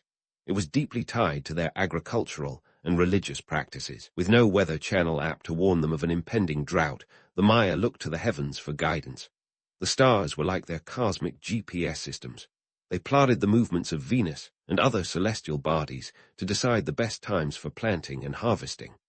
Venus, by the way, was a big deal, sort of like the rock star of the Mayan sky, dictating everything from war schedules to market days. Now, as for their gods, they were as demanding as a toddler with a sugar high. The Mayans believed their deities needed constant appeasement, and they weren't shy about making their demands known through celestial events. It was almost like the gods had set up a cosmic Google Calendar, and the Mayans were the unfortunate interns tasked with keeping everything in order. If the stars said it was time for a sacrifice, you better believe the Mayans were sharpening their obsidian blades. The Mayan concept of time was deeply intertwined with their mythology and religion. They didn't just measure days and years. They had the Tzolk'in, a 260-day ceremonial calendar, and the Hab, a 365-day solar calendar. These two worked together like a well-oiled machine or an ancient Microsoft Outlook, creating a complex system where every day had a specific name and significance. This was no small feat, considering they were doing this all without the aid of modern technology, relying instead on their own observations and a little divine inspiration. For the Maya, the universe was a well-tuned orchestra, and they were both the audience and the performers, trying to keep in sync with the cosmic symphony. And if they missed a beat, well, let's just say the consequences were more severe than missing a dentist appointment. So, while the romantic view of the Maya paints them as mystical astronomers lost in starry reverie, the reality was much more practical and a bit more gruesome. They were a civilization that understood the power of the heavens, but they also knew the importance of keeping their gods happy and their crops flourishing. It's a testament to their genius that their understanding of the cosmos was both a scientific achievement and a survival tool. In the end, the Mayans were not just stargazers. They were timekeepers of a cosmic order, balancing the divine and the mundane with a precision that still fascinates us to this day. So, next time you look up at the sky, maybe consider the Maya and their celestial calendars. They might not have predicted the end of the world, but they certainly predicted a lot about how we understand time, and maybe even a little about how we should appreciate it. And speaking of understanding time, let's dive into the minds behind these cosmic calculations. The Mayan priesthood. These guys were the original starry-eyed influencers. Picture them as the Steve Jobs of their era, strutting around with exclusive access to astronomical knowledge like it was the latest iPhone. But instead of sleek gadgets, they had celestial data. And trust me, that was the ultimate power move back in the day. The Mayan priests weren't just your run-of-the-mill religious figures. They were the social media managers of the stars, curating celestial content that kept everyone from kings to commoners in their thrall. You see, in Mayan society, knowledge of the cosmos wasn't just a fun party trick. It was a tool of power and persuasion. The priests were the gatekeepers of this knowledge, wielding it to maintain their grip on the social hierarchy. They didn't just predict eclipses, they orchestrated entire social orders. Now, if you're wondering why these priests were such a big deal, let's break it down. In a world where the whims of the gods were as unpredictable as today's stock market, knowing what the stars had in store was like holding the winning lottery ticket. The priests were the ones who could read these celestial signs, and they leveraged this ability to control everything from agriculture to warfare. Imagine being the only one with access to the cosmic playbook. That's enough to make anyone a little smug. These priests were the original data analysts, armed with charts and calculations that could rival any modern spreadsheet. Their knowledge was so revered that kings would consult them before making big decisions, like whether to go to war or when to plant the season's crops. Talk about job security. The kings might have worn the crowns, but it was the priests who held the keys to the kingdom. They were the ultimate advisors, and their counsel wasn't just sought, it was essential. And let's not forget the common folks, the average Joes and Janes of the Mayan world. For them, the priests were both revered and feared figures, their celestial knowledge wrapped in layers of mystery and ritual. It's not hard to see why. When the priests spoke, it was as if they were channeling the gods themselves. Their predictions and proclamations could mean the difference between prosperity and disaster, and the people listened with bated breath. Imagine your local weather forecaster also having the power to dictate your social calendar and the fate of your harvest. That's the kind of sway the Mayan priests held. But let's not romanticize it too much. The priests' grip on celestial knowledge was as much about maintaining control as it was about divine inspiration. They understood that keeping their calculations a closely guarded secret meant keeping themselves indispensable. Think of them as the original tech moguls, with a monopoly on the market of cosmic wisdom. They weren't just predicting the future, they were shaping it, one star at a time. Now, you might be wondering why the Mayan kings didn't just, learn this stuff themselves. But here's the thing about power. It's often about delegation. The kings had a kingdom to run and matters of state to attend to. Besides, learning the intricacies of Mayan astronomy was no small feat. It required years of study and a deep understanding of both mathematics and mythology.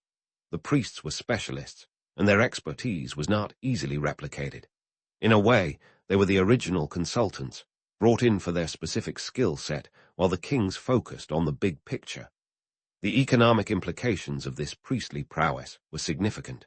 The priests' ability to predict celestial events meant they could effectively manage agricultural cycles, ensuring that the kingdom's resources were optimized.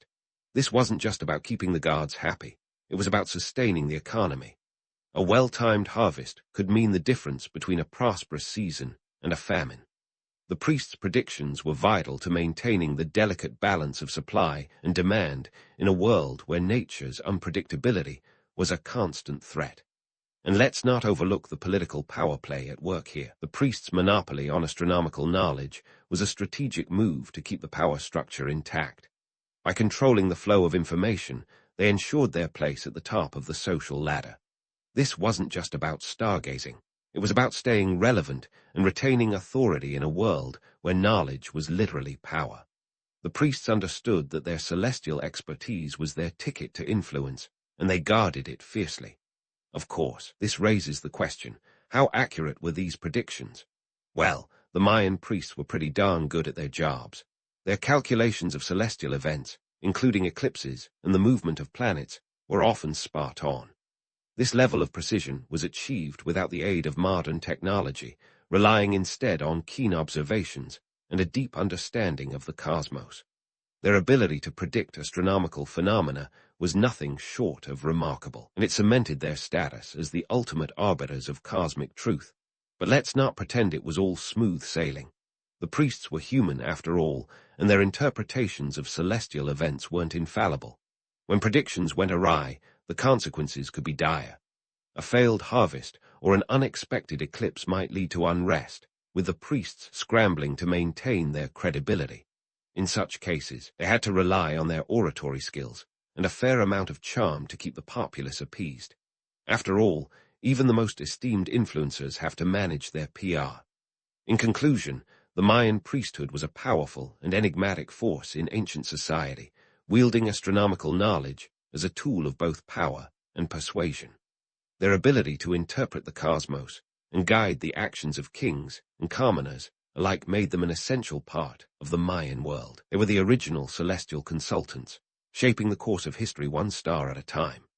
As we continue to explore the fascinating world of the Maya, let's keep in mind the profound impact these starry-eyed influencers had on their society. and perhaps a little on ours too. With the Mayan priesthood firmly established as the cosmic consultants of their era, let's turn our gaze to the awe-inspiring architecture and technology that supported these celestial sages. We're talking about structures that could make even the most seasoned stargazer drop their telescope in awe. And let's be honest, these buildings are so impressive that it's no wonder some folks have given aliens the credit. But hold your UFOs, because the real story is about to unfold, and it's a lot more grounded in human ingenuity than you might think.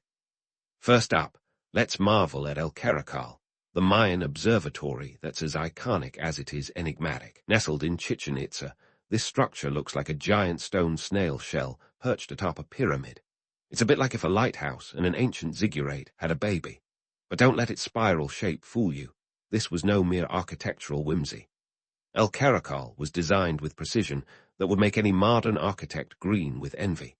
Its windows and doors were strategically placed to align with key celestial events, like the solstices and equinoxes, turning the building into a giant astronomical instrument. It's like Stonehenge got a Mayan makeover. Now, for those of you wondering how the Maya achieved such precision without computers or advanced optics, the answer is simple: math and observation. Lots and lots of it. The Maya were masters of both, using their advanced understanding of geometry and arithmetic to create architectural wonders that doubled as astronomical tools. They didn't have calculators, but they did have a knack for numbers that would make your average math class look like a nursery rhyme. Their calculations were so precise that they could track the movements of Venus with an accuracy that was only a few minutes off per year. That's right, minutes, not hours or days. Try pulling that off with just a stick and a keen eye. But let's not get too starry-eyed about the math.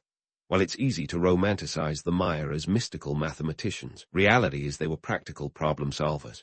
They needed to understand the sky to keep their society running smoothly. These calculations weren't just academic exercises. They were the backbone of agricultural planning and religious rituals. If Venus told them it was time for war, you can bet they sharpened their spears. If the stars signaled a good time for planting, out came the seeds. Their astronomical prowess was as much about survival as it was about science. Now, here's where we need to debunk a myth that's almost as persistent as the idea that pyramids were built by aliens. Some people, with their heads in the clouds and conspiracy theories on the brain, claim that the Maya had extraterrestrial help. After all, how could an ancient civilization achieve such precision and sophistication without a little help from their intergalactic friends? But let's bring this notion back down to Earth. The Maya didn't need alien intervention. They had something even more powerful: human curiosity and collaboration. The real magic of Mayan astronomy lay in their ability to observe and record patterns over generations. This wasn't the work of a single genius, but rather a cumulative effort spanning centuries. Think of it as a relay race, where each generation passed down its knowledge to the next, refining and expanding it along the way. This dedication to understanding the cosmos was a testament to the Mayan commitment to learning and adaptation. They were the original citizen scientists, diligently observing the sky and sharing their findings with future generations. It's a story of human perseverance, not alien intervention. And let's not forget the economic context that drove these astronomical achievements.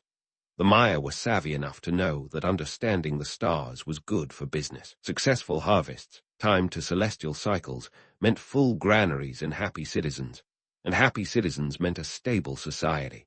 In this way, astronomy was as much an economic tool as it was a scientific pursuit. The priests weren't just stargazing for the fun of it, they were ensuring the prosperity of their civilization. This was an economy where the currency was corn and the stock market was the sky. Of course, we can't talk about Mayan architecture without mentioning the pyramids, which weren't just massive piles of stone, but carefully constructed altars to both gods and the heavens. These structures were often aligned with celestial events, serving as both temples and observatories.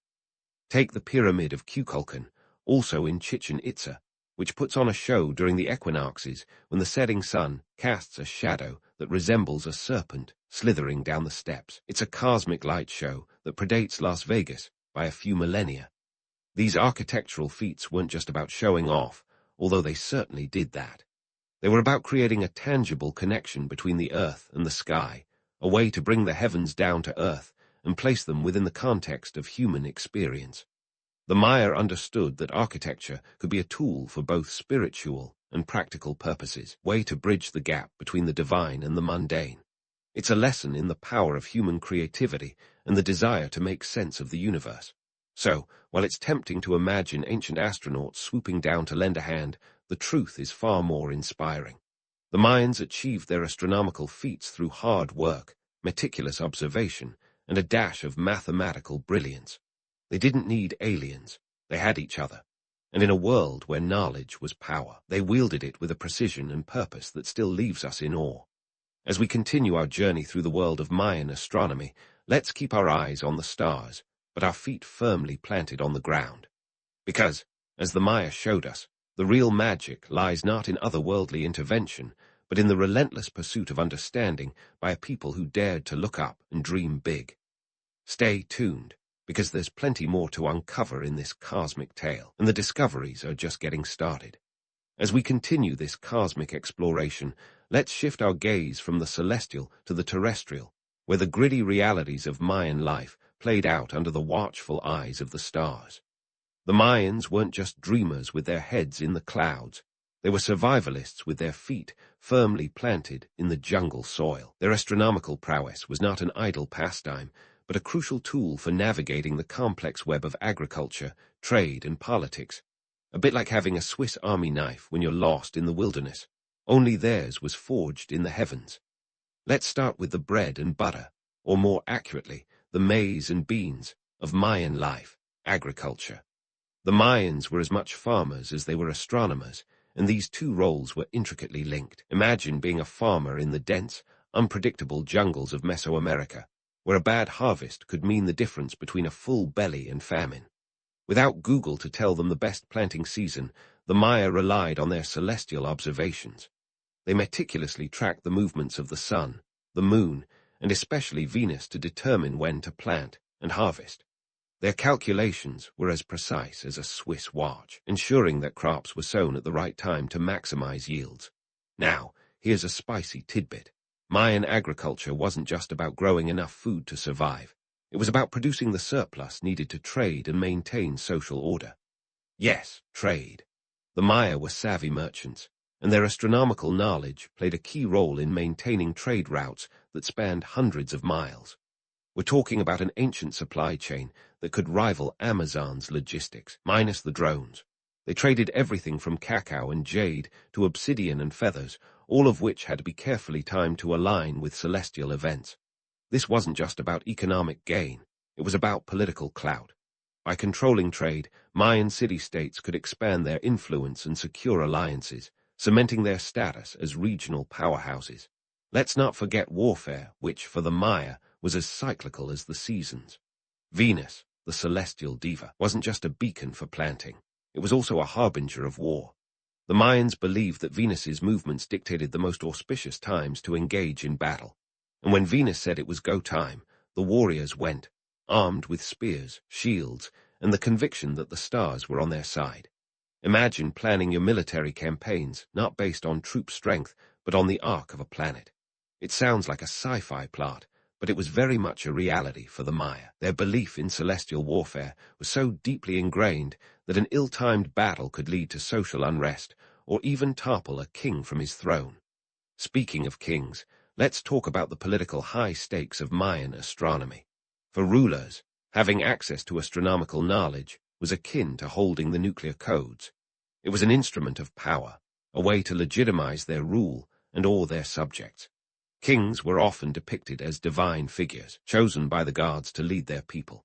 And what better way to prove this divine mandate than by predicting celestial events with uncanny accuracy? It's like saying, I can control the cosmos, so you better believe I can control this kingdom. By aligning their reign with the stars, Mayan rulers reinforced their authority and kept any rebellious tendencies in check. But before we get too misty-eyed about these regal stargazers, let's bust a myth or two. The notion that Mayan kings were benevolent philosopher kings, gazing at the stars for the betterment of their people, is about as plausible as finding a unicorn in your backyard.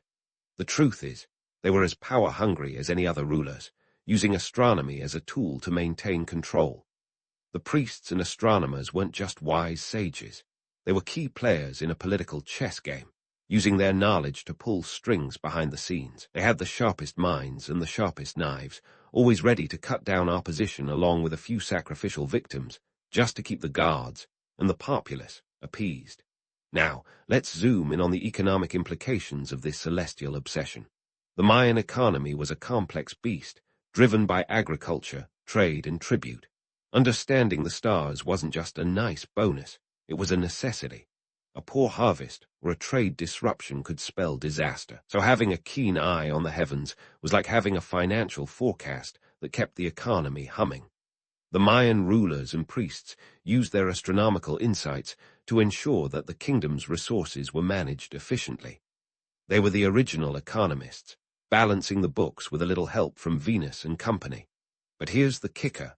All this celestial savvy wasn't just about practicalities. It was about creating a society that was as much about spectacle as it was about survival. The Mayans knew the power of a good show, and their astronomical feats were as much about impressing the masses as they were about feeding them.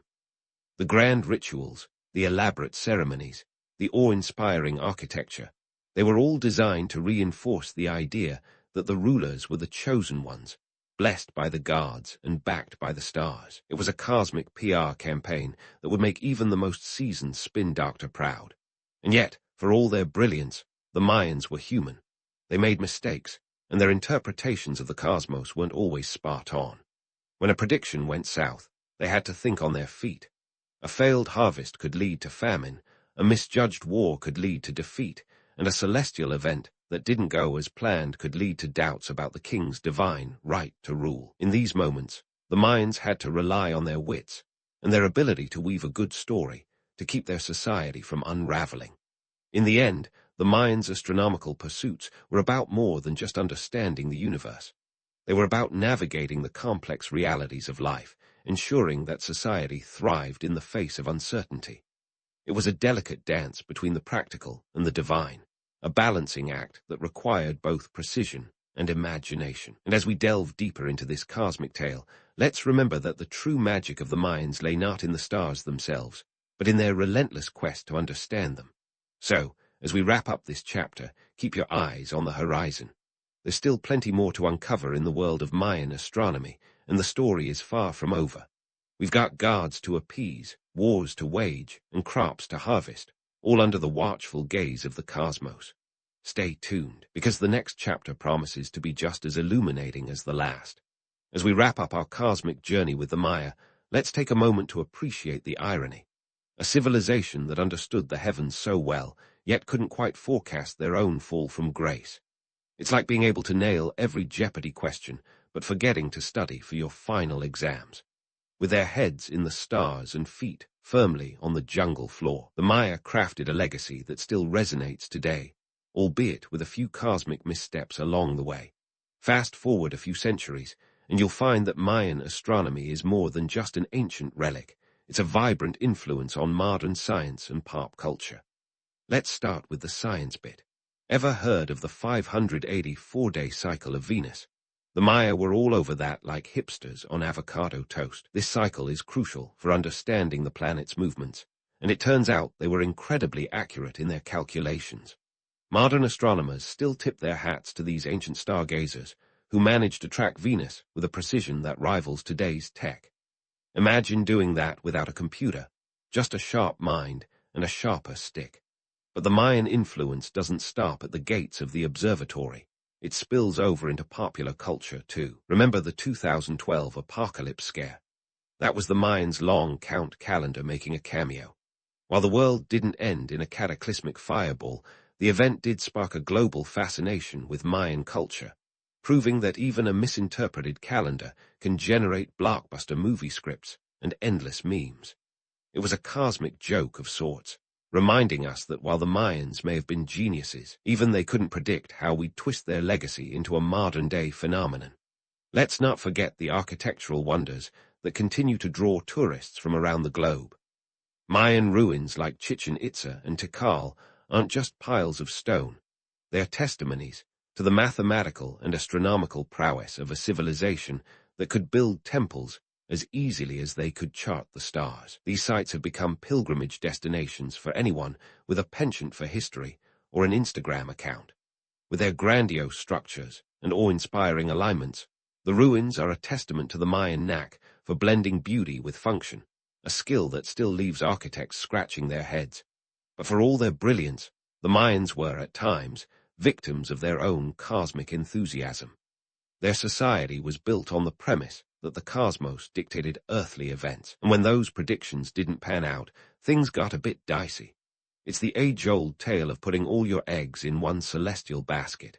When environmental changes or social upheaval hit, factors they couldn't foresee or control, their civilization faltered. It's a stark reminder that no matter how advanced our understanding, the universe loves to throw us a curveball. The Maya's collapse serves as a cautionary tale. Even the sharpest minds can't outsmart Mother Nature or the whims of fate. Yet, despite their decline, the Mayans left a cosmic footprint that's hard to ignore. Their story is one of ambition, innovation, and the occasional cosmic blunder. They remind us that reaching for the stars isn't just about understanding the cosmos. It's about challenging ourselves to think bigger, dream bolder, and sometimes learn from our miscalculations. After all, isn't that what makes history so captivating? It's not just about the victories, but the stumbles along the way that teach us the most. In the end, the Mayan legacy is a blend of brilliance and humanity's eternal quest to understand our place in the universe. Their achievements in astronomy and architecture continue to fascinate us, proving that even ancient civilizations have something to teach the modern world. So, the next time you gaze up at the stars, spare a thought for the Maya, those original cosmic thinkers who dared to dream big, even if they occasionally tripped over their own pyramids. And while we may not have all the answers yet, their story inspires us to keep asking questions, keep exploring, and always, always look up. In the vast, foggy expanse of the 19th century, a petite young woman with a crown, slightly too big for her head, found herself unexpectedly sitting on the throne of the most formidable empire in the world. Yes, that was Victoria, all of 18 years old, suddenly thrust into the role of Queen of the United Kingdom on a not-so-ordinary June day in 1837. Now, if you're thinking this sounds like a Disney princess moment, hold your horses, or rather your royal carriages. This wasn't exactly a fairy tale. Victoria's rise to power was more like being shot out of a cannon than a graceful ascent. First off, she was living under the Kensington system, which sounds like a posh London neighborhood, but was actually a glorified set of rules designed to keep her in a bubble of ignorance. Her mother, the Duchess of Kent, and her mother's advisor, Sir John Conroy, made sure Victoria was more sheltered than your favorite houseplant. They orchestrated her life down to when she could walk down the hall, and let's just say, the hall wasn't very long. When King William Roman IV kicked the bucket, leaving the throne to Victoria, the young queen had barely been allowed to walk down the royal corridor without supervision. Now she was expected to lead an empire that spanned continents. Talk about a crash course in imperial management. In fact, upon her accession, she famously remarked, "I am very young and perhaps in many, though not in all things, inexperienced." That's Victorian polite speak for, "I'm freaking out." Now, let's talk about this so-called empire. The British Empire at the time was a sprawling giant with territories in every corner of the globe. But Victoria's understanding of what this all entailed was about as clear as London's infamous fog. Her sheltered upbringing had left her with a limited grasp of the world beyond her immediate surroundings. A bit like realizing you've inherited a vast collection of antique furniture only to find out you've got no room for it in your studio apartment. Victoria's early reign wasn't just a steep learning curve, it was practically vertical. She had to quickly acquaint herself with the nuances of power, politics, and the intricacies of running a country. And let's not forget, she needed to do this while navigating the weird dynamics with her mother. The Duchess of Kent wasn't just a stage mom. She was the whole theatre company. Her constant hovering, along with Conroy's meddling, meant Victoria had to assert herself in ways she never had before. In a defiant move that would have made any rebellious teen proud, Victoria took the dramatic step of moving out of her mother's apartments and establishing her own household upon ascending the throne. This wasn't just a teenage tantrum, it was a declaration of independence. Her mother's influence, along with Conroy's, was finally ousted from her immediate circle, granting Victoria the breathing space she desperately needed. This was a significant power shift, and not just in the palace. By establishing her own court, Victoria was setting the tone for her reign. It was a statement that she was more than just a puppet. She was the one holding the strings now, and just to spice things up, her uncle, King Leopold of Belgium, was busy trying to play matchmaker from across the channel, introducing her to her cousin, Prince Albert. He hoped sparks would fly, not just because they were family, but because a strong marriage would fortify her rule. But that's a story for later. For now, young Queen Victoria had to focus on more immediate concerns, like understanding the concept of a constitutional monarchy without falling asleep. Spoiler alert, she didn't always succeed. British politics was a convoluted mess of lords, commons, and the occasional scandal, and Victoria had to learn to navigate it with the deftness of a tightrope walker. Her first Prime Minister, Lord Melbourne, became a sort of political tutor to the new Queen. Their relationship was one of mutual respect, though some historians suggest it bordered on a father-daughter dynamic. Melbourne's guidance helped Victoria transition from a cloistered princess to a queen who understood the political game.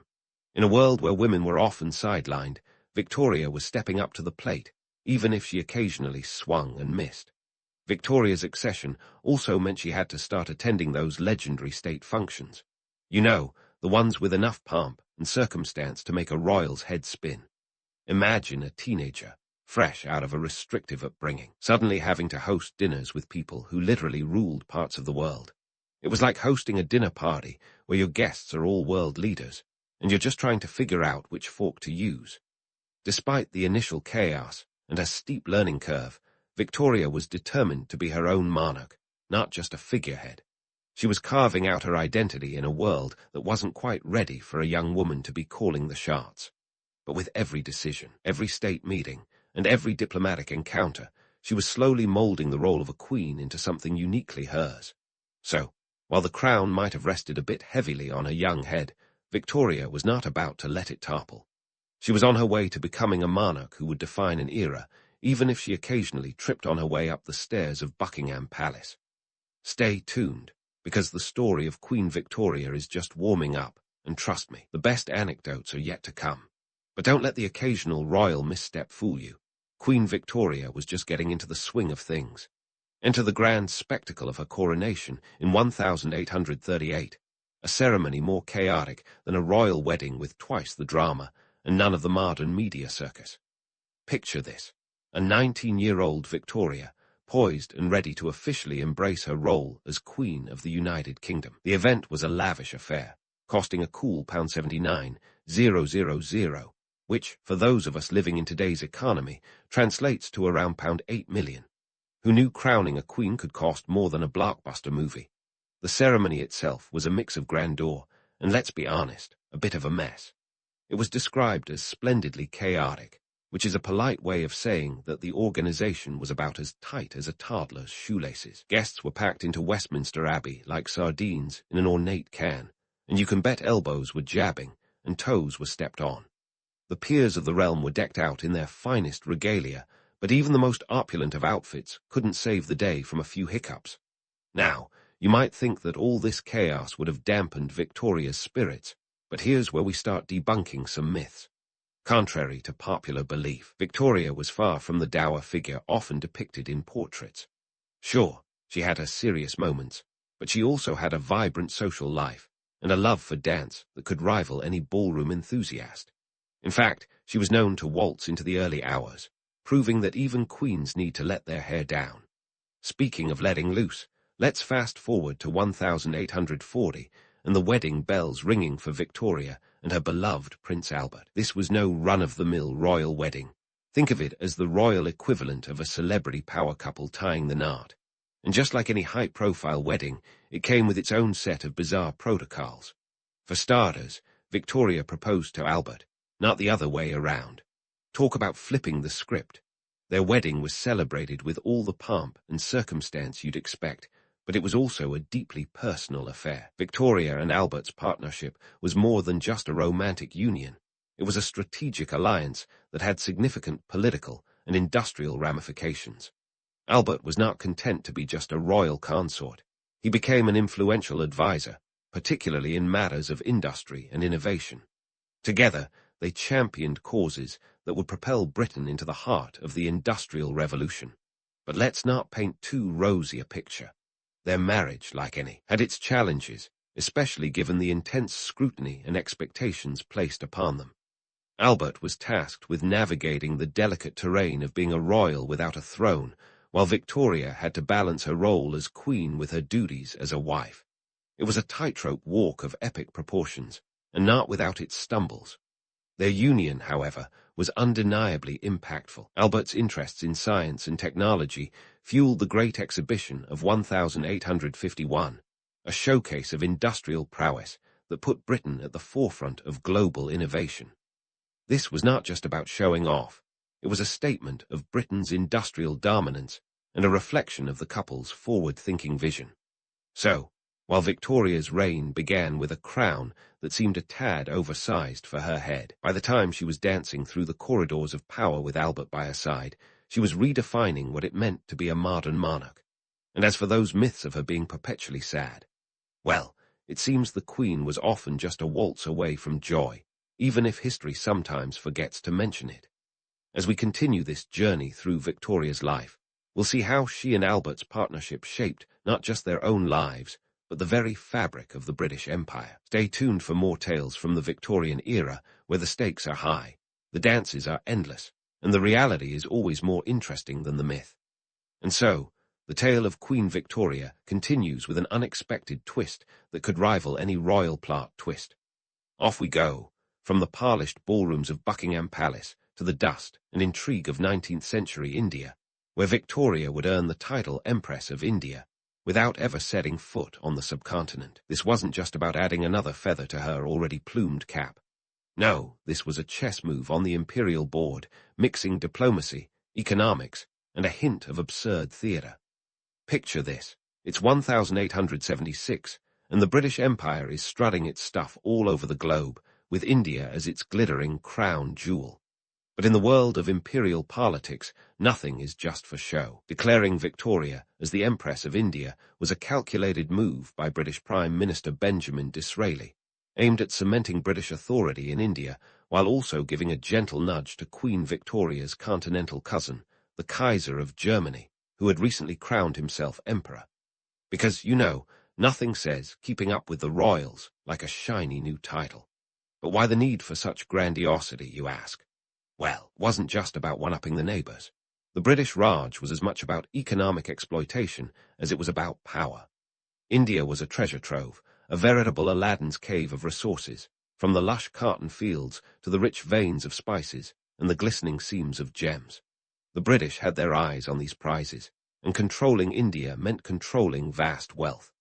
In fact, by the late 19th century, India was contributing significantly to Britain's GDP, and the British economy was more addicted to Indian goods than a caffeine junkie to their morning espresso.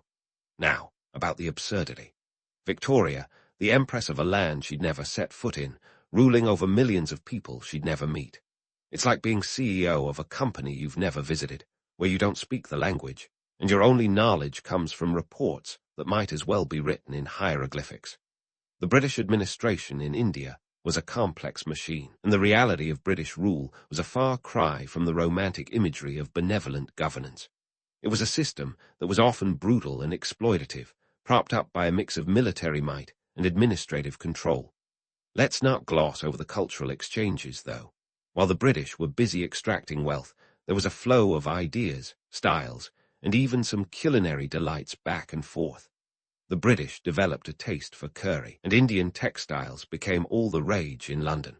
But these exchanges were often one-sided, with Britain playing the role of the cultural magpie, picking and choosing what it fancied, while enforcing its own norms and systems on the Indian populace. This brings us to the not-so-small matter of the Indian Rebellion of 1857, also known as the Sepoy Mutiny. This was not just a footnote in the tapestry of empire, but a significant turning point. The rebellion was sparked by a combination of factors, including economic distress, political discontent, and cultural insensitivity, like the infamous incident of the greased cartridges, which were rumored to be laced with cow and pig fat, offending both Hindu and Muslim soldiers. It was a brutal, bloody affair that challenged British authority and led to significant changes in how India was governed, including the dissolution of the East India Company and the direct rule of India by the British Crown.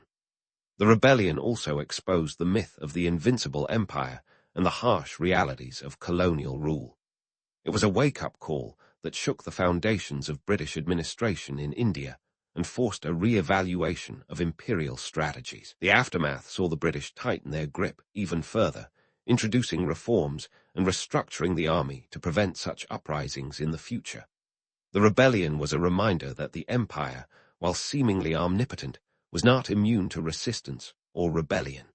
Even as Victoria was proclaimed empress, the reality for many Indians was far from the grandiose vision of imperial unity. The British Raj may have been presented as a civilizing mission, but for those living under its rule, it was often a harsh regime that prioritized British interests above all else. This dichotomy between the romanticized vision of empire and the lived realities of colonial subjects is a theme that runs deep in the history of the British Empire. So, while Queen Victoria's ascension as Empress of India may have been wrapped in ceremony and crowned with jewels, the story beneath the surface was one of political maneuvering, economic exploitation, and cultural complexity. It was an empire built on contradictions, where the grandeur of titles masked the gritty realities of power and control. As we continue our journey through the Victorian era, remember that behind every royal title and imperial decree, there's often a tale of ambition, resistance, and the human cost of empire. Keep your ears open, because the saga of Queen Victoria and her empire is far from over. As we dive deeper into the reign of Queen Victoria, the era's dazzling technological advances and social reforms demand the spotlight. The 19th century was a time when the world seemed to be shrinking, thanks to a little thing called the telegraph. Imagine it, information zipping across continents faster than you can say Victorian innovation. Samuel Morse, that pioneer of the dart and dash, had Britain stringing along on wires by the 1840, enabling messages to travel at a mind-boggling pace for the time. It was like giving the world its first taste of instant messaging, minus the emojis, of course. But wait, there's more. Enter the locomotive, the iron horse that redefined travel and commerce. By the 1850s, Britain's railway network was expanding like a teenager on a growth spurt, boasting over 6,000 miles of track. This wasn't just about getting from point A to point B. It was about knitting the country together, transporting goods and people in a way that reshaped society. And let's not forget the economic boost. Railways were the stock market's darling, and investors were riding the rails all the way to the bank. The Industrial Revolution chugged along, fueled by coal, steam, and a whole lot of human ambition. Now, while these advances were painting a rosy picture of progress, beneath the surface, the Victorian era had its fair share of social wrinkles. Enter the notion of reform, a buzzword that got the 19th century Brits buzzing. The Poor Law Amendment Act of 1834, for instance, aimed to tidy up the messy business of poverty relief. But in reality, it often left the destitute between a rock and a hard place, or rather, the workhouse and starvation. The reforms were like a well-intentioned band-aid on a gaping societal wound, and the poor often ended up on the losing side of this progress. Speaking of royal intrigues, let's shift our gaze to the curious case of Abdul Karim, the Indian servant who became one of Queen Victoria's closest confidants. Picture this: a young Indian clerk from Agra, plucked from obscurity to serve the Queen at her Golden Jubilee in 1887. But Karim wasn't just any servant. He quickly ascended from the rank of waiter to becoming the munchie, a teacher, and a trusted companion to the Queen. Their correspondence, which was both extensive and intimate, raised more than a few aristocratic eyebrows and ruffled quite a few feathers in the royal household. Here's where the scandal creeps in. The British establishment, with its stiff upper lip and penchant for keeping things proper, found the relationship between Victoria and Karim quite unsettling. Karim's influence over the Queen was seen as unseemly, especially when he began advising her on matters regarding India. a land whose politics and people were already a touchy subject in the corridors of power. This was an era when the British Empire prided itself on its civilizing mission, yet the reality was often a brutish dance of power dynamics and exploitation. Victoria's friendship with Karim was a microcosm of the larger contradictions in her empire. While she penned affectionate letters to Karim, addressing him as your loving mother, the British Raj was busy enforcing policies that were anything but maternal. The viceroy and his officials were more concerned with maintaining control than fostering genuine cultural understanding. Meanwhile, back at the palace, Karim was given titles and land in India, much to the chagrin of the Queen's family and staff, who saw his rise as an affront to the established order. This leads us to question the sanitized narrative of Victoria's benevolent empire. While she fancied herself a protector of her colonial subjects, the reality was that the empire was a juggernaut of economic exploitation. Indian textiles, once a flourishing industry, were systematically dismantled to make way for British goods. By mid-century, India was importing more British textiles than it was exporting, a reversal of fortunes that left local weavers destitute and the British economy thriving. Yet, amid the exploitation, there were undeniable moments of progress. The late Victorian era saw a growing awareness of social issues, partly because of the technological advances that made information more accessible. The abolition of slavery, child labor laws, and the beginnings of women's suffrage were all part of the social tapestry being woven during Victoria's reign. Still, these reforms often tiptoed rather than charged ahead, constrained by the prevailing attitudes and deep-seated inequalities of the time. As we continue to unravel the threads of Victoria's empire, it's clear that her reign was a tapestry woven with both silk and sackcloth. The gleaming achievements of technology and reform were often offset by the darker realities of imperial ambition and human cost. In the end, the Victorian era was a grand stage where the actors played their parts with both grace and folly, leaving a legacy as complex as the woman who wore the crown. And as for the story of Queen Victoria and her empire, well, it's still unfolding, with more twists and turns than a railway line through the English countryside. Stay tuned, because the next stop on our journey promises revelations and reflections on an era that shaped the modern world. And so we stand at the precipice of Victoria's legacy, a tapestry as tangled as her empire was vast. The Victorian era, dear listeners, wasn't just a time of genteel manners and stiff corsets, though there was plenty of that. It was an age when Britain was straddling the world like some monocled colossus, one foot firmly planted in the Industrial Revolution and the other in the murky waters of imperialism. Victoria herself was the face of this duality, the poster monarch for both progress and exploitation. Let's start with those Victorian values that everyone loves to romanticize. You know the ones: duty, moral rectitude, and a stiff upper lip that could rival even the firmest of British chins. These were the ideals that supposedly defined the era. But here's the kicker: they were often more myth than reality. Sure, the Victorians liked to talk about these values over tea and crumpets, but behind the lace curtains, society was grappling with issues as tangled as a ball of Victorian yarn. The industrial boom, for instance, was a marvel of its time, turning Britain into the workshop of the world. By 1900, over 80% of British exports were manufactured goods. Yet, for all its success, the Industrial Revolution was the Dickensian nightmare for the working class. Long hours, dangerous conditions, and child labor that would make modern human rights activists shudder. And let's not forget the empire, the jewel-encrusted crown atop Victoria's legacy. At its height, the British Empire covered a quarter of the globe, which sounds impressive until you remember it was built on the back of colonial exploitation. The allure of the empire was undeniable, its appeal wrapped in the seductive language of a civilizing mission.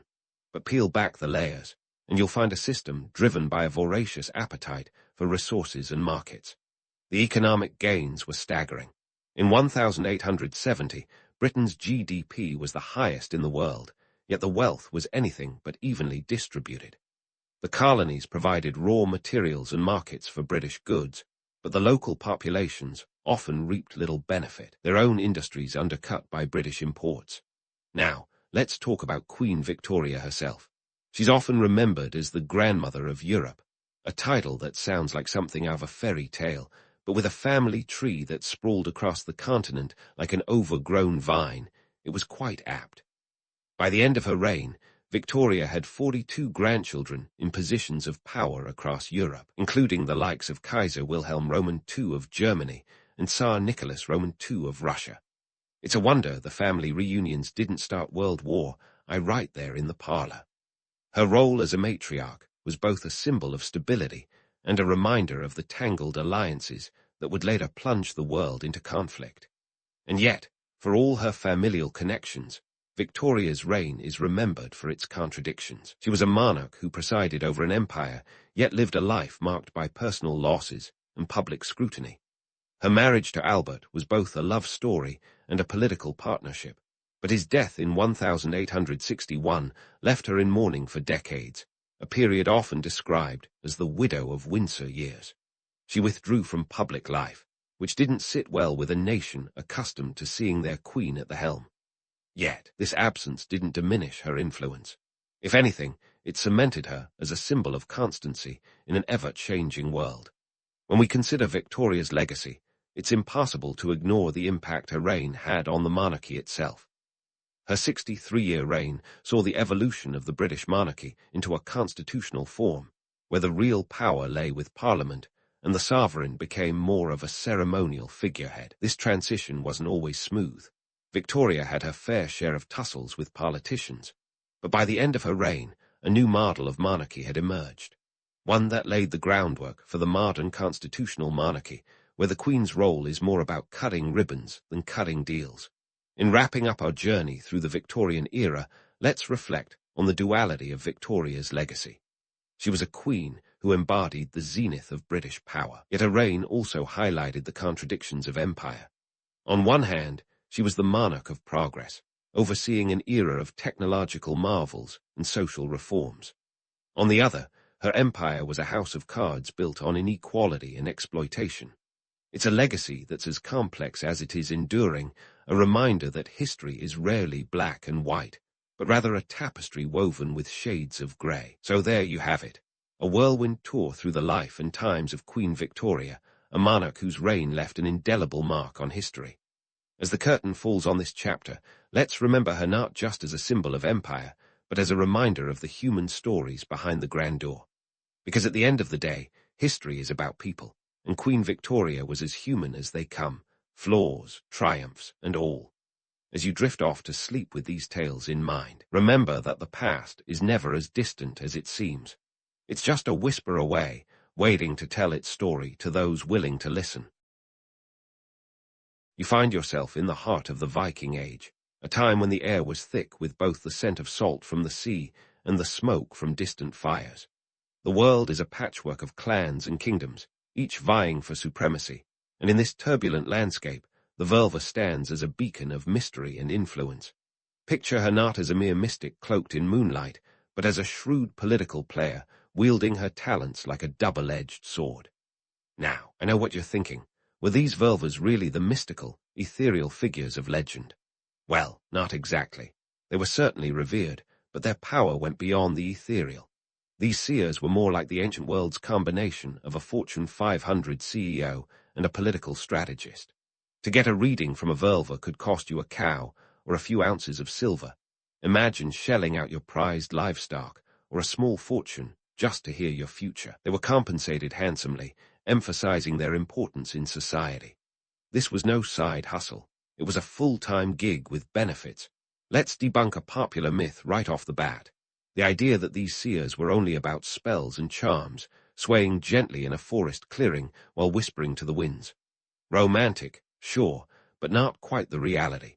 They were deeply embedded in the political and economic machinations of their world. Their prophecies could influence the outcome of wars or the fate of a trade expedition. If a Völva predicted that sailing west would bring nothing but empty nets and broken oars, you bet people listened. These women were the Seers of their era, only with a lot more sass and a whole lot more at stake. It was the Völva's role in politics that truly set them apart. They weren't just advising on battles or marriages. They were crafting the very strategies that could shift power between leaders. Their influence could be the difference between a chieftain's rise or a kingdom's collapse. Think of them as the Machiavellian consultants of the Viking world, whispering in the ears of those who sought to carve their names into the sagas. But what did a typical Völva ritual look like? Picture a gathering under the stark Scandinavian sky, where the first step was to find a suitable location, often a high seat or a place imbued with spiritual significance. The Völva would then enter a trance-like state, often with the aid of a special staff. This wasn't some off-the-shelf walking stick. It was a symbolic tool, often intricately carved and imbued with its own power. The ceremony would be accompanied by chants known as galder, which sound like a cross between a haunting melody and a powerful incantation. These rituals were not performed in secrecy. They were public affairs, witnessed by those whose lives hung on the Völva's words. Now for a reality check. These seers were not universally adored. Just like any influential figure, they had their detractors and skeptics. Some saw them as charlatans or feared their power to sway public opinion. It's a tale as old as time. People love a good prophecy until it foretells something they don't want to hear. The Völvas walked a fine line between reverence and suspicion. Their role was as much about managing politics as it was about interpreting omens. So, why did the Vikings place such a high value on these seers? The answer lies in their worldview, which was as much about fate as it was about fortune. In a time when the sea could swallow ships whole and a bad harvest meant starvation, knowledge of the future was as precious as any treasure. Völvas provided a semblance of control over the uncontrollable. They were the keepers of destiny, with a heartline to the divine. The Völvas' influence extended into economics as well. Their prophecies could dictate trade routes or determine the success of a market venture. A blessing from a Völva might mean prosperity, while a curse could spell disaster. This wasn't just superstition. It was a calculated risk assessment in a world where survival depended on making the right call. Their words carried weight, enough to shift the flow of commerce and alter the destinies of entire communities. As we sift through these historical fragments, it's clear that the Völvas were far more than mystical figures draped in mystery. They were integral to the fabric of Viking society, wielding a power that was both feared and respected.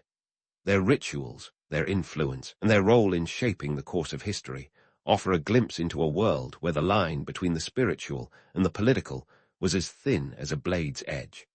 In this saga of steel and prophecy, the Völva stands not just as a symbol of mysticism, but as a testament to the power of belief and the enduring human desire to glimpse beyond the veil of the present into the possibilities of the future.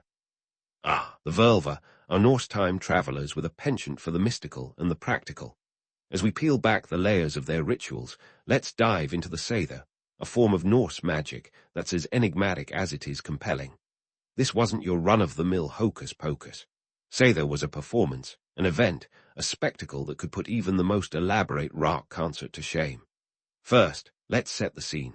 Imagine a chilly Scandinavian evening, the kind where the sun barely dips below the horizon. The community gathers, anticipation hanging in the air like the mist off a fjord. At the center of it all stands the Völva, poised to weave her magic. Forget the image of a solitary witch in a dark forest.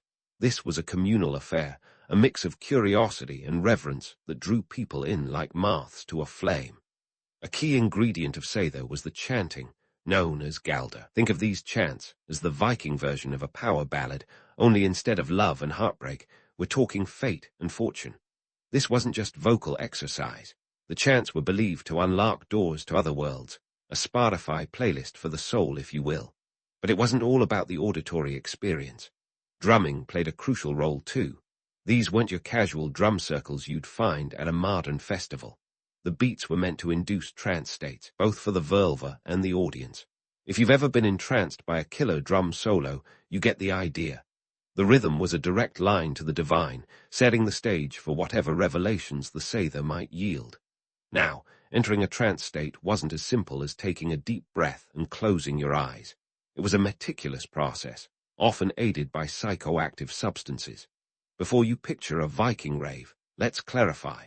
These were carefully chosen herbs, not a free-for-all with nature's pharmacy. The aim was to alter consciousness just enough to touch the threads of destiny without unraveling them completely. One of the most vivid accounts we have of these rituals comes from the saga of Eric the Red. It describes a Seer session where a Völva named Thorbjorg, clad in a blue cloak, adorned with stones, presided over the ritual. The saga details how she sat on a high platform, wielding her staff, a symbol of her authority and connection to the spiritual realm. As she chanted, the air thickened with possibility, each note a step closer to the answers they sought. But here's the kicker. The saga was written centuries after the fact, so take its vividness with a pinch of salt, or maybe a whole spoonful. The accounts were likely colored by the author's own views and the passage of time, a game of historical telephone, if you will. As for the practical purposes of these rituals, they were as varied as the Viking seas. Predicting the weather was a big one. Knowing whether Thor's storms were on their way could make or break a voyage. Imagine planning a raid and being able to forecast whether you'd be sailing under sunny skies or battling the wrath of the gods. It was like having a meteorologist who could also predict your love life and the success of your next business venture. But it wasn't just about the weather. The Völvas were strategic advisors, their insights valued in war councils. A well-timed prophecy could inspire warriors or dissuade a doomed campaign. Think of them as the ultimate risk management team, blending intuition with divine insight to guide decision-making. When every choice could mean the difference between triumph and tragedy, their role was pivotal. Of course, not everyone was a believer. Skepticism was alive and well in the Viking Age. Some saw the Völvas as little more than elaborate performers, their prophecies as unreliable as a seafaring map drawn by a landlubber. This skepticism, however, didn't diminish their influence. Whether you believed in their magic or not, the social cohesion and reassurance their rituals provided were undeniable. In uncertain times, a little certainty, even if it came wrapped in chants and trances, was a valuable commodity. In the grand tapestry of Viking society, the Völvas and their Seer rituals were threads that connected the earthly and the ethereal. They were the conduits through which the Norse people sought to understand their world, blending practicality with mysticism in a way that still captivates our imaginations today. As we continue to unravel their story, let's keep one foot in the realm of romance and the other firmly planted in reality, because in the end, that's where the true magic lies. So, as we weave through the tales of Völvas and their enchanting rituals, let's dive into the economic and social ripples their prophecies sent through Viking society. You see, these seers were more than mystical figures spinning yarns of fate. They were the stockbrokers of the Norse world, and their predictions could turn the tide of commerce and war alike. First off, let's talk about the economics of hosting a Völva. We're not just talking about a casual cup of mead and a cozy fire. Bringing in a Völva for a prophecy was like hiring a top-tier consultant today. It was a significant investment, often requiring payment in silver, livestock, or other precious goods. In a society where a single cow could feed a family for months, this was no small change.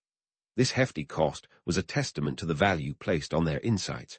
But why spend your hard-earned resources on a prophecy?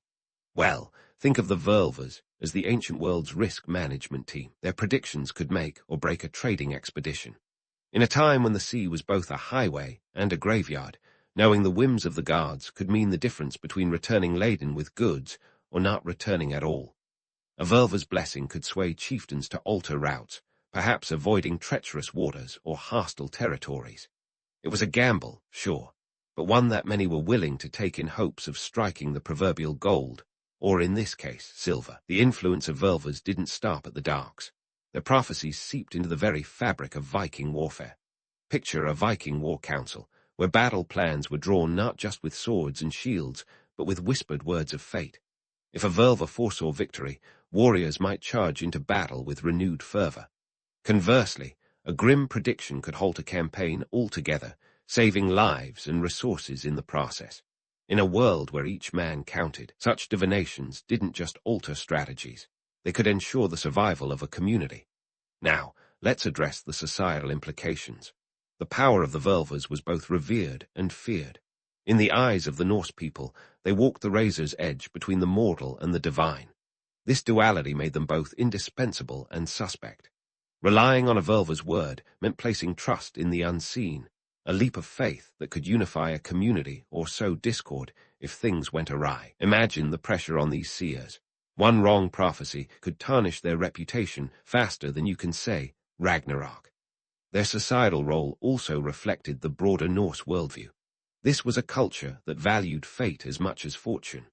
In such a world, the Völvers were the ultimate arbiters of destiny, offering a glimpse into the future that was as comforting as it was terrifying. Their prophecies provided a sense of control over the uncontrollable, a way to navigate the chaos of life with a semblance of certainty, even if that certainty was wrapped in layers of mystery and mysticism. But let's not paint too rosy a picture. Just like celebrity endorsements today, not all Völvers were created equal, and their reputations varied widely. Some were celebrated, their words taken as gospel. Others, not so much. Skepticism ran through the Viking veins, and there were those who viewed these seers as little more than shrewd performers. It's human nature, really. The allure of the mystical is only as strong as the faith we place in it. As we sift through this tapestry of Viking life, it's clear that the Völvers were more than just purveyors of prophecy. They were economic influencers, political advisors, and social linchpins. Their rituals were not mere spectacles, but vital components of the Norse experience, shaping the way people lived, traded, and fought. The balance they struck between mysticism and pragmatism was a testament to their enduring legacy. In exploring their world, we find that the Völvers and their rituals were as much about the here and now as they were about the hereafter. They weren't just weaving tales of the future. They were writing the history of their time, one prophecy at a time. As we continue to unravel their stories, let's remember that, while the romance of the mystic is captivating, the reality of their influence is what truly shaped the Viking world. And who knows, maybe there's a little Völver in all of us, trying to make sense of the chaos with a bit of wisdom and a touch of magic. Ah, the Völver, our Norse time travelers with a penchant for the mystical and the practical. As we peel back the layers of their rituals, let's dive into the Seither, a form of Norse magic that's as enigmatic as it is compelling. This wasn't your run-of-the-mill hocus-pocus. Seither was a performance, an event, a spectacle that could put even the most elaborate rock concert to shame. First, let's set the scene. Imagine a chilly Scandinavian evening, the kind where the sun barely dips below the horizon.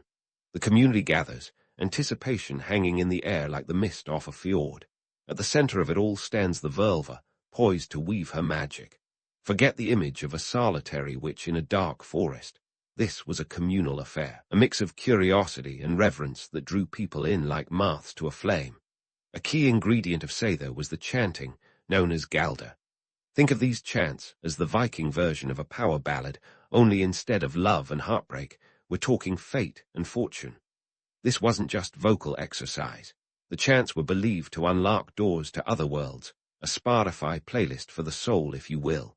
But it wasn't all about the auditory experience. Drumming played a crucial role too. These weren't your casual drum circles you'd find at a modern festival. The beats were meant to induce trance states, both for the Völva and the audience. If you've ever been entranced by a killer drum solo, you get the idea. The rhythm was a direct line to the divine, setting the stage for whatever revelations the Seither might yield. Now, entering a trance state wasn't as simple as taking a deep breath and closing your eyes. It was a meticulous process, often aided by psychoactive substances. Before you picture a Viking rave, let's clarify. These were carefully chosen herbs, not a free-for-all with nature's pharmacy. The aim was to alter consciousness just enough to touch the threads of destiny without unraveling them completely. One of the most vivid accounts we have of these rituals comes from the saga of Eric the Red. It describes a Seither session where a Völva named Thorbjorg, clad in a blue cloak, adorned with stones, presided over the ritual. The saga details how she sat on a high platform, wielding her staff, a symbol of her authority and connection to the spiritual realm. As she chanted, the air thickened with possibility, each note a step closer to the answers they sought. But here's the kicker. The saga was written centuries after the fact, so take its vividness with a pinch of salt, or maybe a whole spoonful. The accounts were likely colored by the author's own views and the passage of time, a game of historical telephone, if you will. As for the practical purposes of these rituals, they were as varied as the Viking seas. Predicting the weather was a big one. Knowing whether Thor's storms were on their way could make or break a voyage.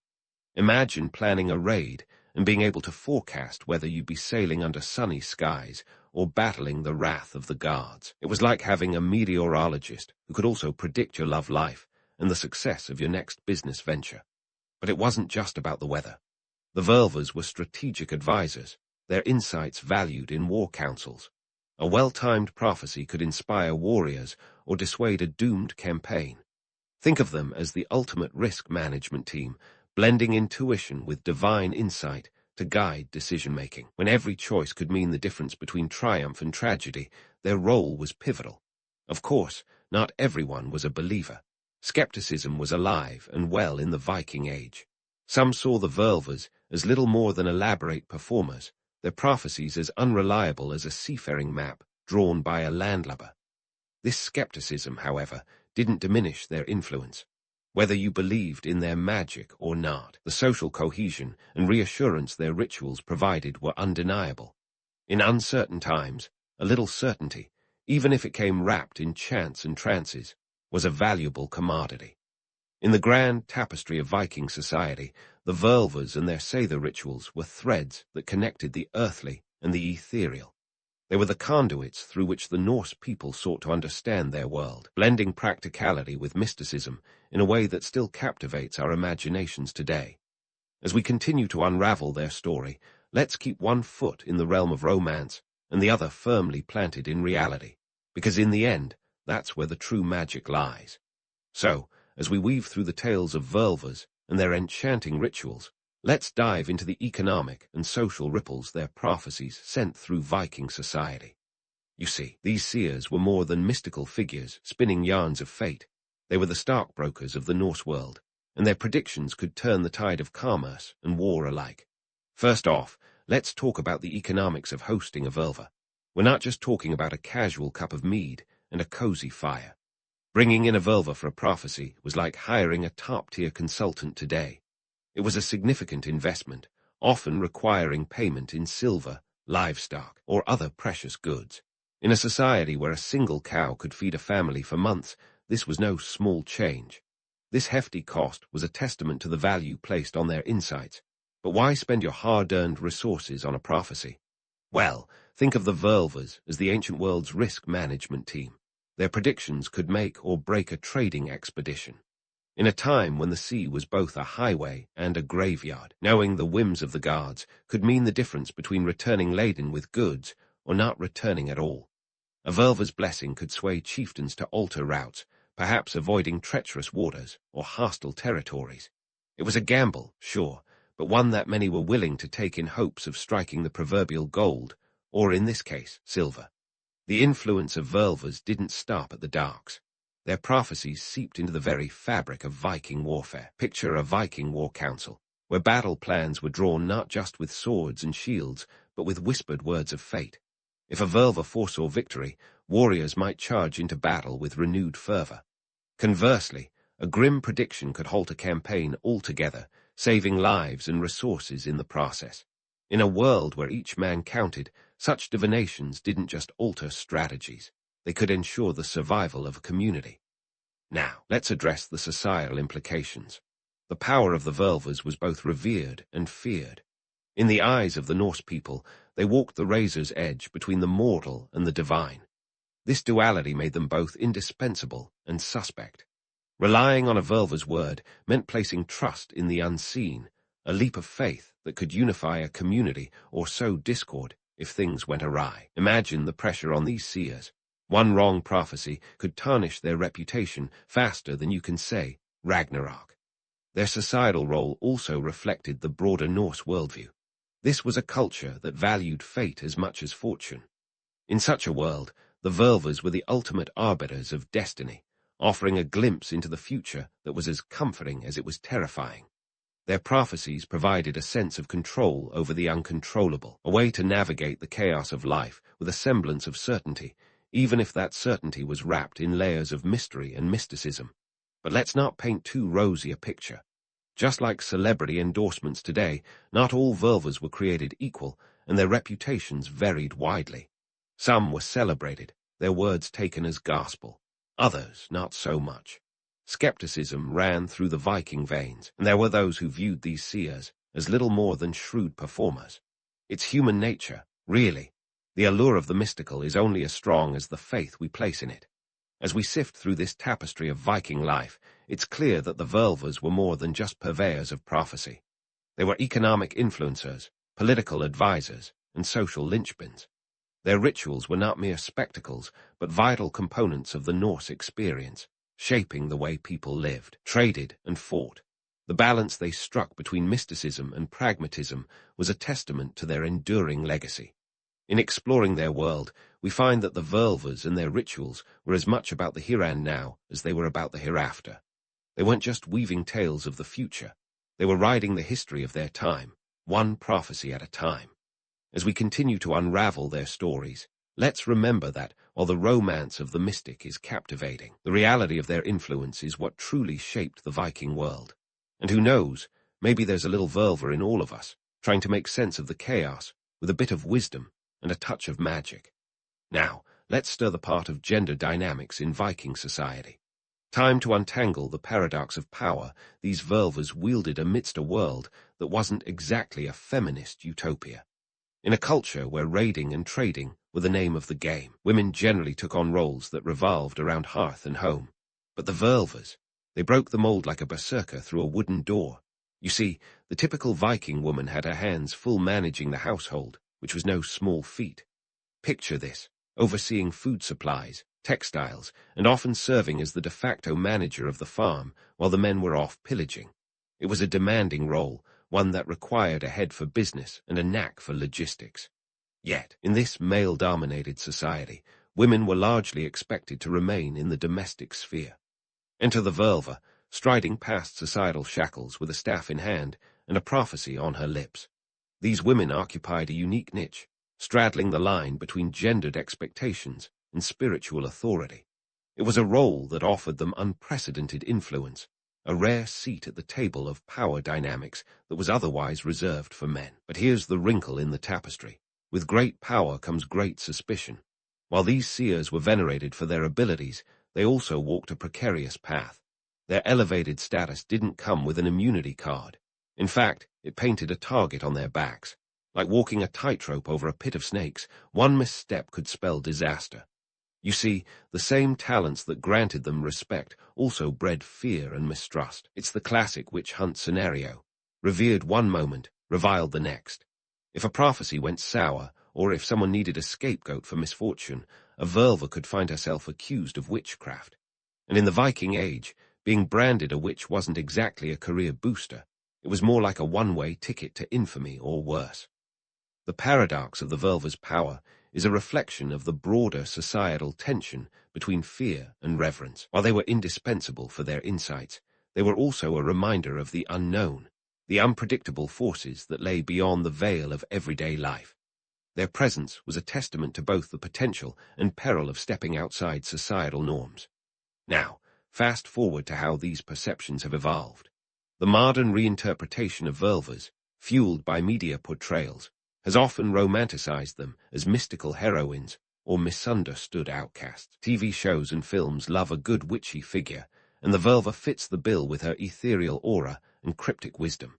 But let's not forget, these portrayals often gloss over the harsh realities and risks these women faced. The allure of the Völva in modern culture speaks to our fascination with the mysterious and the powerful. We love a good story about breaking chains and defying norms. Yet, it's crucial to remember that for the Völvers, this power was a double-edged sword, offering both influence and isolation. As we wrap up this exploration of gender dynamics and societal roles, remember that the story of the Völvers is far from over. Their legacy is a tapestry of power and peril, woven through the fabric of a society that both revered and feared them.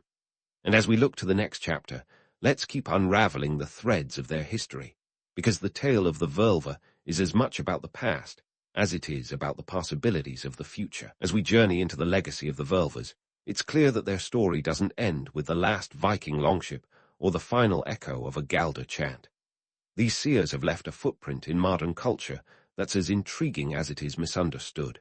You see, the Völvers have become a canvas upon which we project our fantasies and fears, a testament to the enduring allure of the mystical and the mysterious. Let's dive into this modern tapestry and unravel the threads of romance and reality. First up, let's address the elephant in the room, or should I say, the Viking longhouse. The Velvers of today are often spotlighted in a way that their historical counterparts would hardly recognize. Our modern media loves to cast them as ethereal heroines or shadowy sorceresses, each with a dramatic flair that rivals any primetime drama. Shows like Vikings have taken creative liberties, portraying Velvers as enigmatic figures with a direct line to the gods, shrouded in mysticism and cloaked in dramatic robes. While this makes for great TV, it misses the mark on a few historical realities. The truth is, the real Velvers were more akin to political consultants than mystical enchanters. They wielded influence not through spells and potions, but through savvy insights and strategic counsel. Their power lay in their ability to read the room, literally and figuratively. They were the ultimate spin doctors of their time, capable of turning the tide of public opinion with a well-placed prophecy. This wasn't just smoke and mirrors. It was a calculated use of influence in a world where perception was everything. But let's not throw the baby out with the bathwater. The romantic notion of the Velver as a mystical guide isn't entirely without basis. These women did engage in rituals that were steeped in symbolism and spirituality. Their role as intermediaries between the mundane and the divine offered a sense of connection to something greater, a role that resonates with our modern fascination with spirituality and the unknown. However, the danger lies in oversimplifying their legacy to fit a narrative that's more fiction than fact. Now, let's talk numbers. The Velver's influence wasn't just measured in prophecies. It was also counted in silver and livestock. Their services came at a cost, a reminder that even the mystical had a price tag. A single consultation could set you back a cow or a few ounces of silver, currencies that held real economic weight in Viking society. This investment highlights their value, not just as spiritual guides, but as economic players in their own right. Fast forward to today, and you'll find that the commercial aspect of mysticism is alive and well. Modern equivalents of the Velver, think psychics and spiritual advisors, also operate in a world where belief meets business. The parallels are striking. Just as the Velvers of old balanced on the edge of reverence and skepticism, so too do their modern counterparts navigate the waters of faith and doubt. It's a testament to our enduring desire to find meaning beyond the tangible, a search for guidance that transcends time and culture. As we sift through this modern reinterpretation, let's not forget the broader context of the Norse worldview. The Velvers were part of a society that valued fate as a guiding principle, where the line between the natural and supernatural was as thin as a strand of Odin's beard. This worldview was as much about survival as it was about spirituality. It provided a framework for understanding a world that was unpredictable and often brutal, a world where a single storm could wipe out a year's harvest or a poorly timed raid could lead to ruin. Understanding this context allows us to appreciate the Velver's role in a new light. They weren't just mystics. They were navigators of chaos, helping their communities steer through the uncertainties of life. In this sense, the Velvers become not just relics of the past, but symbols of a timeless human quest for control and understanding. So, where does this leave us today? The legacy of the Velvers challenges us to look beyond the romanticized narratives and confront the complex realities of their existence. Their story is a reminder that history is not just a collection of facts, but a tapestry of human experiences, woven together by the threads of belief and reality. In a world that often feels as chaotic as a Viking battlefield, perhaps we could all use a bit of Velver wisdom, tempered by skepticism, grounded in reality, and open to the mysteries that lie beyond our understanding. As we wrap up our journey with the Velvers, let's remember that their legacy is a testament to the enduring power of belief and the human desire to peer into the unknown. Whether you see them as mystical heroines or savvy strategists, their story offers us a window into the past that reflects the complexities of our own time. So next time you hear the call of the wild or feel the pull of the mystical, think of the Velvers and their dance on the edge of myth and reality. Because in the end, their story is not just about looking back, but about looking forward into the possibilities that history has yet to reveal. You've just landed the gig of a lifetime, or so you thought. Welcome to the world of medieval falconry, where the word apprentice is just a fancy way of saying glorified bird janitor. Forget about the Hollywood image of a falconer with a majestic bird perched proudly on a leather-gloved hand, scanning the horizon for prey. The reality is, you're more likely to have bird poop on your boots than a hawk on your arm. Your day begins before dawn, because falcons, it turns out, don't believe in sleeping in. They're early risers, and so are you. Your first task, feeding these demanding feathered divas. Now, if you're thinking you just toss them a handful of birdseed and call it a day, think again. Falcons are carnivorous, and they've got a palate as refined as a medieval king's. Their diet consists of fresh meat, think mice, rabbits, and on special occasions, quail, all of which comes at a cost. In medieval England, falconry was a status symbol, like having the latest iPhone, but with feathers. Nobles flaunted their falcons like they were the Ferraris of the sky. But like any luxury, maintaining them was a financial black hole.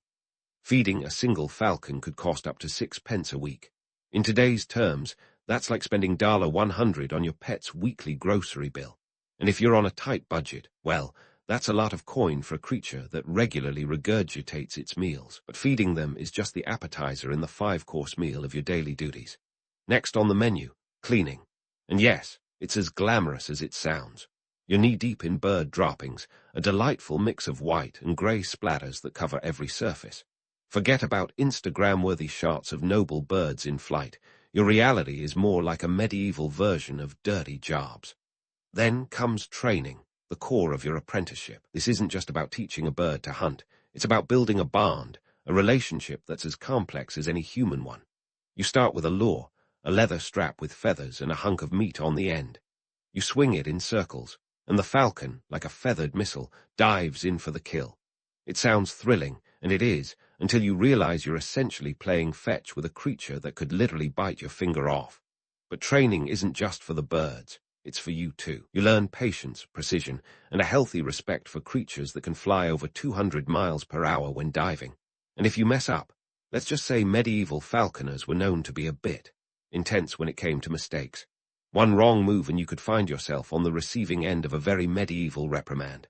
And then there's the equipment, jesses, bells, hoods, and gloves. These aren't optional add-ons, they're essentials. Each piece serves a purpose. The jesses, leather straps that attach to the falcon's legs, keep it from vanishing into the blue yonder.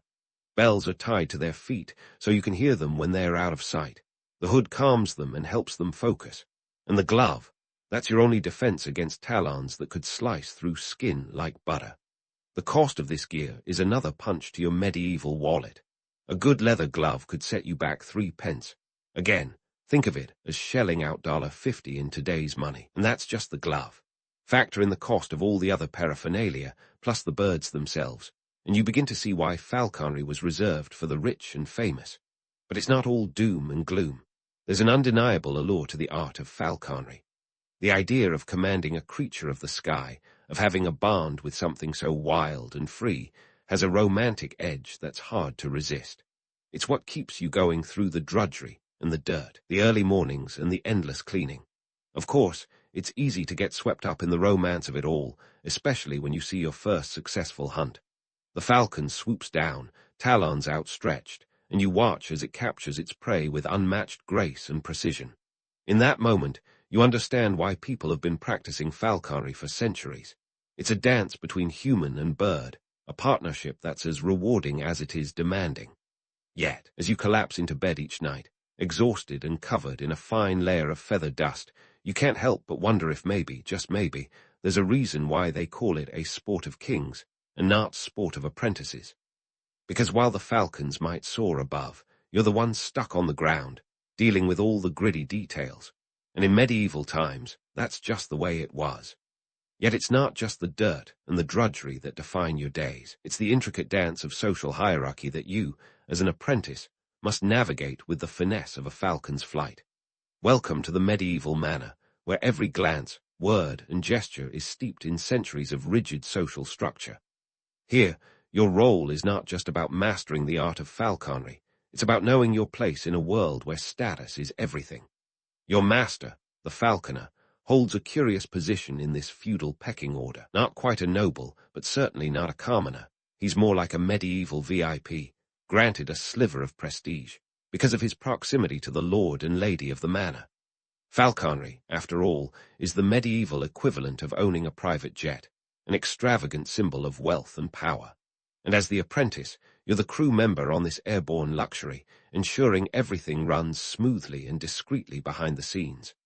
Now, let's talk about the local nobility, your master's patrons, and the ones who ultimately keep you employed. These folks are the Kardashians of the medieval world, flaunting their feathered companions as status symbols at every opportunity. Owning a prized gyrfalcon, which was a bird so exclusive that only kings could legally own one, is like having the latest Birkin bag if that bag could catch its own dinner. The stakes are high, and the birds are higher. Falcons are more than just hunting partners. They're living, breathing emblems of power. In the medieval social jungle, the right bird on your glove could open doors to political alliances and cement your place in the noble hierarchy. It's not just about the hunt, it's about the show. When the lord strolls into the great hall with a falcon perched on his wrist, it's a statement as loud as a trumpet fanfare. For you, this means understanding the delicate balance between servitude and skill. The falconer is your mentor, but he's also your guide through this feudal labyrinth. He knows that one misstep, say, a falcon going rogue during a hunt, could mean loss of face, or worse, loss of favor with the lord. And in a world where the lord's favor is as fickle as the English weather, that's no small matter. As a cog in this medieval machine, your daily routine is punctuated by the needs and whims of those above you. You're expected to anticipate the falconer's orders, much like a medieval version of a personal assistant, and execute them with precision. Whether it's prepping the birds for a hunt or ensuring the falconer's kit is in tip-top shape, you're always on call, ready to spring into action like a falcon diving for its prey. But let's not forget the political intrigue that buzzes beneath the surface of this feudal life. Falconry isn't just a pastime, it's a strategic tool in the art of diplomacy. A well-timed gift of a rare falcon can smooth over disputes, seal alliances, and even secure marriages. The birds you care for aren't just pets, they're pawns in a larger game of thrones. And while you might not be moving the pieces, you're certainly part of the chessboard. Take, for instance, the case of Richard the Lionheart, who famously gifted falcons to secure alliances during the Third Crusade. These weren't just random acts of avian generosity. They were calculated moves in a high-stakes diplomatic dance. And while your role might not involve international politics, you still get a front-row seat to the local version of this feathered politicking. In the manor's great hall, where deals are made and broken over goblets of wine and platters of roast meat, the falconer is occasionally summoned to display his birds. It's a chance to showcase their skill and his expertise, a living advertisement for the lord's wealth and the falconer's craft. And you, as the apprentice, are the unsung hero of this spectacle, ensuring that every feather is in place and every talon is sharp. But let's not kid ourselves. The life of a falconer's apprentice is no medieval fairy tale. You're often caught in the crossfire of the manor's complex social dynamics. The lord might be impressed by a successful hunt, but the lady of the house could be less forgiving if one of her prized birds falls ill under your watch. It's a constant juggling act, where the stakes are as high as the castle's turrets. And then there's the matter of your own aspirations. Climbing the social ladder in medieval society is about as easy as scaling a castle wall without a rope, but a successful apprenticeship could lead to opportunities, perhaps even a manor of your own to manage, if you play your cards right and your falcons fly true. So, as you collapse into your straw-filled mattress each night, exhausted and perhaps a bit wiser, you reflect on the delicate social dance you must perform each day.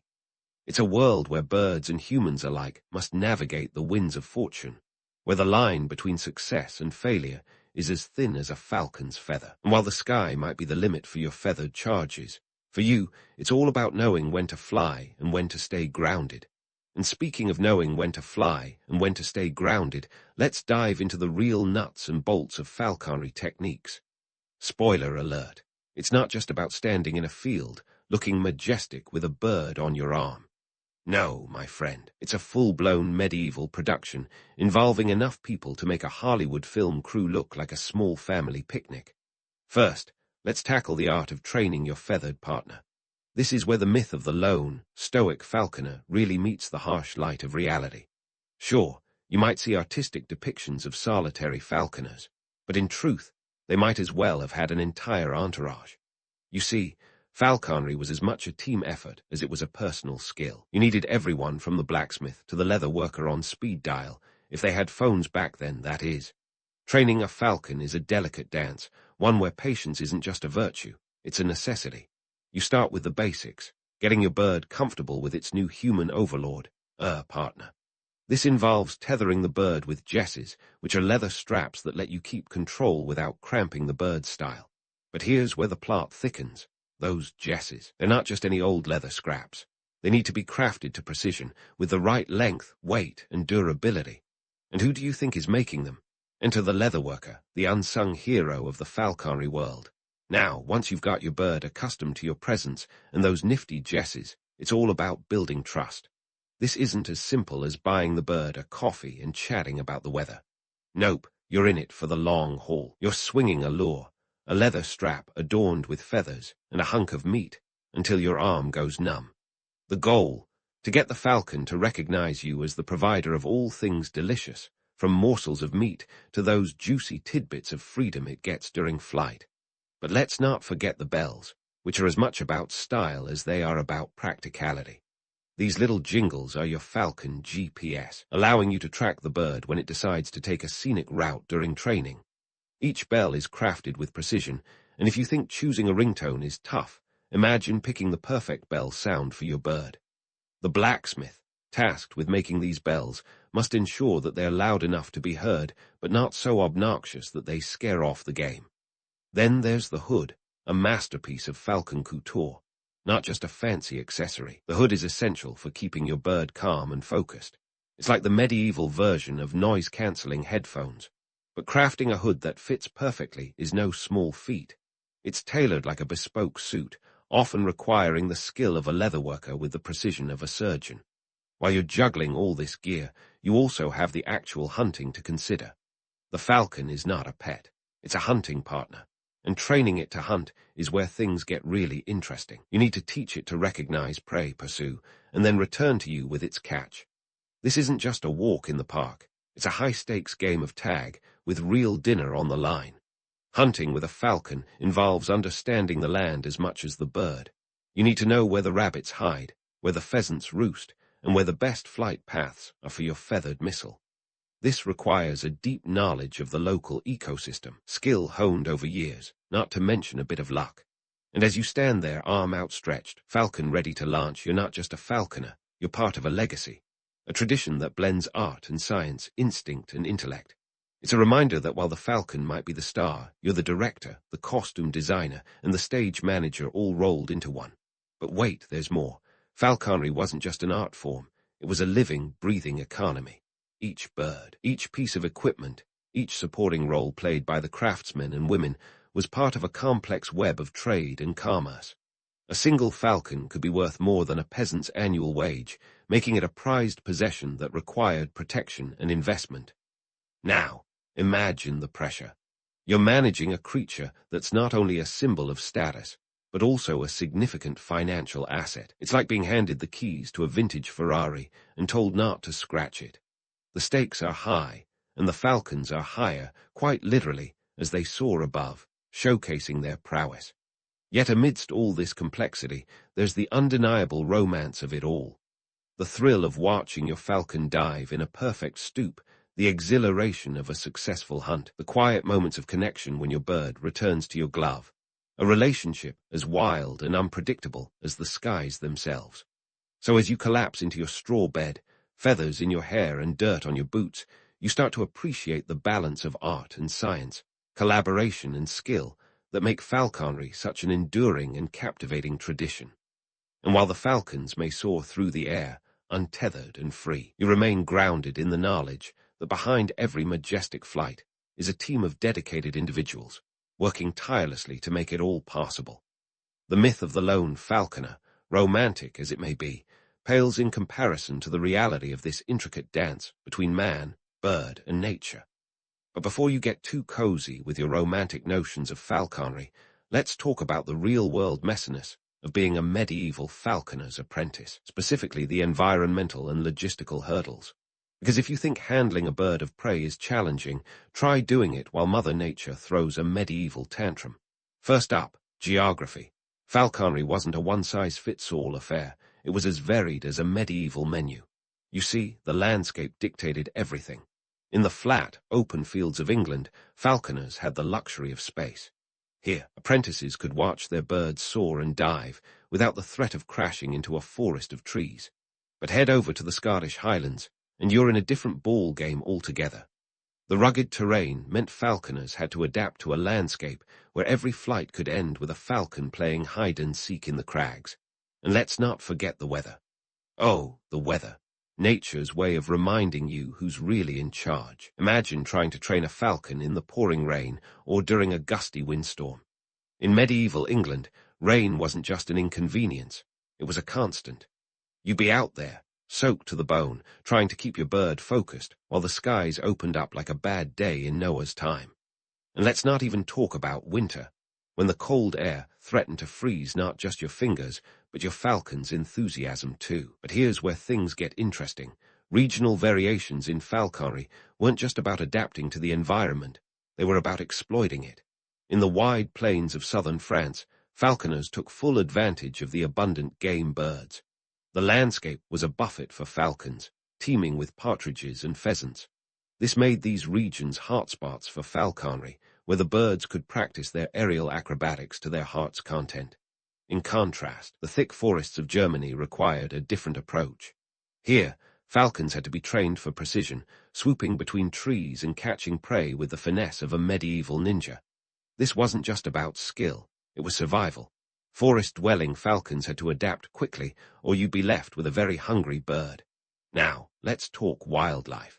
Because while falcons were the stars of the show, they weren't the only creatures on the medieval stage. Local wildlife played a crucial role in the success, or failure, of a day's hunt. In England, hares and rabbits were the usual quarry, darting across fields in a game of life and death tag. But in the Mediterranean, falconers might find themselves targeting quail or even the occasional duck, depending on the season. And while we're on the subject of wildlife, let's not ignore the competition. Other predators, like wolves and lynxes, were also on the prowl, often challenging falcons for the same prey. Talk about a competitive marketplace. You need your falcon to be faster, smarter, and more aggressive to outmaneuver these furry adversaries. It was like a medieval version of the animal kingdom's Survivor, with the stakes being your dinner and the bird's survival. For the apprentice, learning these regional tricks wasn't optional, it was crucial. You needed a PhD level understanding of the local ecosystem, even if universities were more interested in teaching theology than falconry. But hey, who needs a lecture on Aristotle when you're learning the art of survival, medieval style? Economic factors also played their part. The price of maintaining a falcon varied depending on location. In more affluent regions, the costs could soar, with rare falcons fetching prices that would make a modern art collector blush. But in poorer areas, falconry was a matter of improvisation and resourcefulness, making do with what was available and affordable. And all these challenges, geography, weather, wildlife, came with their own set of adaptations. In coastal regions, falconers might use fish as bait, taking advantage of the natural abundance. In mountainous areas, falconers developed specialized techniques for training birds to hunt over uneven terrain, ensuring they didn't become a snack for a passing eagle. But let's not forget the logistics of all this. Transporting falcons wasn't as simple as loading them into the backseat of a medieval Uber. These birds needed to be moved carefully, often requiring custom-made boxes to keep them calm during long journeys. And with roads that were more pothole than path, every trip was an adventure in itself. So there you have it, the gritty reality behind the romantic veneer of medieval falconry. It's a world where every flight is a gamble, where the environment is both a friend and foe, and where an apprentice must learn to navigate not just the skies but the very land itself. And as you stand there, falcon on your arm, ready to face whatever challenge the day might bring, you realize that in this dance of nature and nurture, you're not just an observer, you're an integral part of the story. And as the day draws to a close, you're left contemplating the delicate balance that defines your existence as a falconer's apprentice. It's a life where every sunrise holds promise, every flight holds potential, and every challenge is an opportunity to grow. Because in the end, while the falcons might soar high above, it's the apprentices who truly learn to fly. So here you are, a medieval falconer's apprentice adrift in a sea of feathers and feudal expectations, musing on the broader significance of your gritty, feather-filled existence. Now, let's pivot from the daily grind to the grand tapestry of medieval life, where every thread, from the lowly apprentice to the lordly falcon, weaves a story of interconnectedness, power, and legacy. Falconry, with its elegant birds and aristocratic allure, was more than a pastime. It was a mirror reflecting the era's social stratification and economic realities.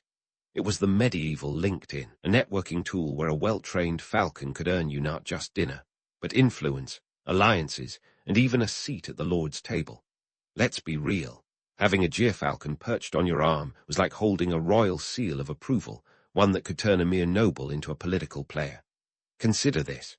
In the 13th century, King Frederick Roman II of the Holy Roman Empire penned De Art Venandi cum Avibus, The Art of Hunting with Birds, a tome dedicated to the science and skill of falconry. This wasn't just a passion project, it was a political manifesto. By mastering the art of falconry, Frederick showcased his prowess not only over nature, but over his rivals, wielding birds as symbols of both intellectual and territorial conquest. The book didn't just describe falconry, it elevated it to an intellectual pursuit, a blend of art and science that required both a keen mind and a steady hand. And while we're talking about status symbols, let's not forget the economic gravity of falconry. These birds were the Teslas of their time, requiring a hefty investment for training and maintenance. The cost of a prized peregrine could rival a year's wages for a skilled craftsman, a testament to the wealth and power of its owner.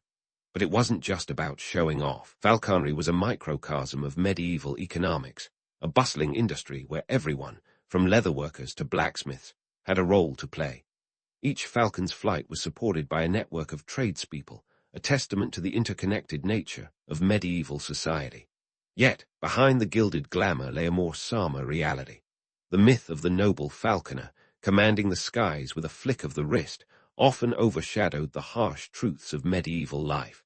For the apprentices, the allure of falconry was tempered by the back-breaking labor, the unyielding social hierarchy, and the ever-present threat of failure. In a world where a falcon's misstep could cost a fortune, the pressure was palpable. A falconer's success was as fragile as the birds they trained, a delicate balance between skill and serendipity. And let's talk politics. In a realm where power was as fluid as the tides, falconry was a subtle yet potent weapon in the diplomatic arsenal. Gifting a rare falcon was akin to bestowing an olive branch or signing a treaty. These birds were the medieval peacekeepers, bridging gaps between rival lords and securing alliances that could shift the balance of power. When Henry Roman II of England sent falcons to Louis Roman VII of France, it wasn't just a gesture of goodwill. It was a strategic move in the chess game of European politics. The birds carried not only messages, but the weight of nations on their wings. But what about the myths that have enshrined falconry in the annals of romantic legend? The lone falconer, silhouetted against the dawn sky, a figure of solitude and strength. It's a vision that captivates the imagination, yet it glosses over the intricacies of the craft, the collaboration, and the community that made it possible. The reality was far more complex, a dance between human ambition and natural instinct, where every successful hunt was a testament to teamwork and tenacity. Perhaps the most enduring legacy of falconry lies in its ability to transcend time, evolving from a medieval necessity into a modern hobby and sport.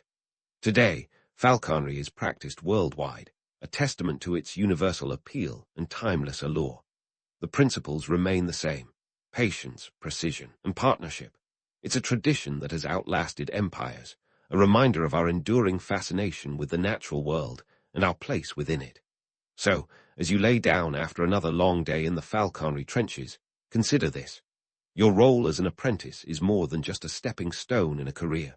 It's a vital piece of history, a snapshot of an era where birds and humans danced together in the skies, bound by the shared pursuit of mastery and meaning. Falconry may be the sport of kings, but it is the apprentices who keep the tradition alive, tethered to the earth even as they aspire to the heavens.